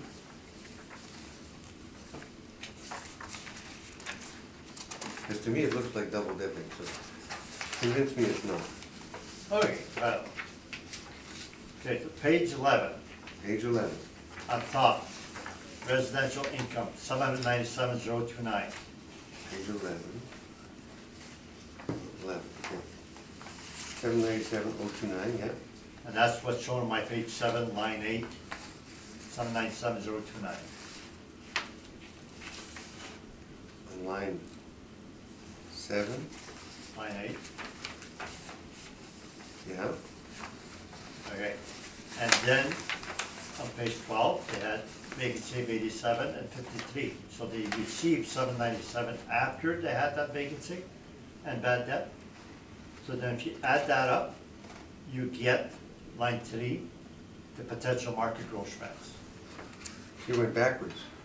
Yes, because they don't show potential market gross rents. The questionnaire doesn't ask for that. The questionnaire says, what did you receive and what was your vacancy bad debt? Okay. So you have to add all 3 together. So, but they did receive 895,000 in 2017. Is that not correct? Where It's do you on see your line, that? it's on line 3, it's in your scenario here. Oh, 890,000, it was the potential Yeah, rent, was the potential. right. And then 215 to 217, when you, the average was 895, because there was 911, 884, 851. Right, so that was their potential, 890, where you, for the whole year, ending October 31st, 2017. Right. And then they go further on page 13. So they do the calculations of the potential rent as of the year end. And as of the year end, the weighted average as of October 31st, 2017 is 869,184. Okay, got that in yellow. Right, so they reduced their rent from 890,000 that they had during the year down to 869,184. Okay. Which is a smart move because they having market problems with the vacancy, the market is not accepting their rents. So instead of continuing pushing the rents against the market, we decided to reduce the rent. So I captured the latest rent, the most current rent that we have, the October 31st, 2017 questionnaire, the rents as of that date at the end of the year. And that says at 100% occupancy, correct? If it were 100% occupancy, that would be the rent. They don't show the vacancy. So it's 100% occupancy. No, it doesn't say it's 100% occupied.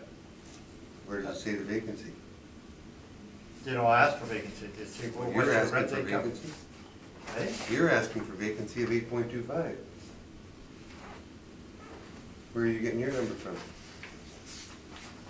I'm assuming the vacancy will go down since they reduced the. You just said there is no vacancy.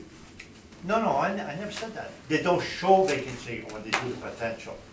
On Okay. page 13, they don't show any vacancy, they show the potential rent. So where do they show me their vacancies on this property? The vacancy for the year is shown on page 12, 87,992.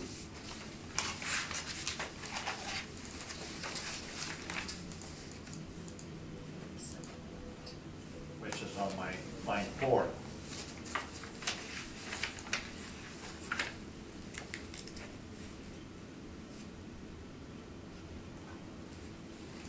Eight. And you've lowered it to 708. Right, I used 8 and a quarter. 8 and a quarter. Normally I'd go with the 2017 or 3-year average. In this case, I went lower than all the years, mainly because they reduced their rents. Because Matthew would say, well, they reduced their rents, so some days I reduced the vacancy. Well, of course, that makes sense, so I reduced the vacancy on my own.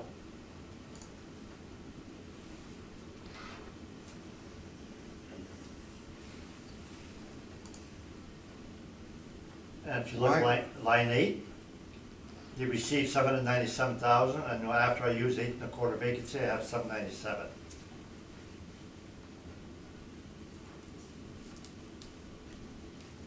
Yeah. Not bad.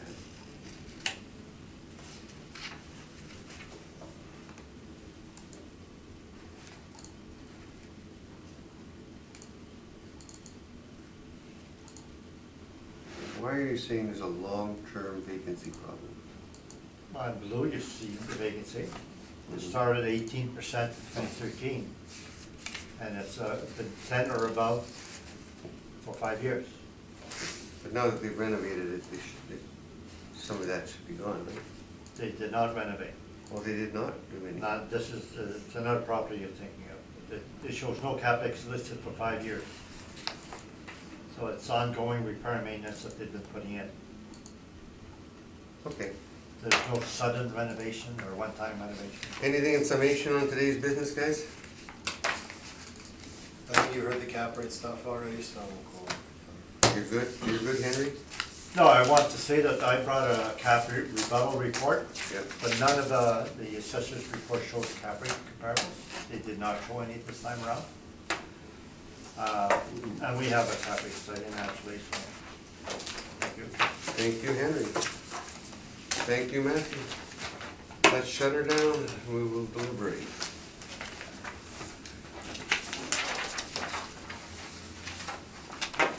Gee. Huh? We don't have to read it.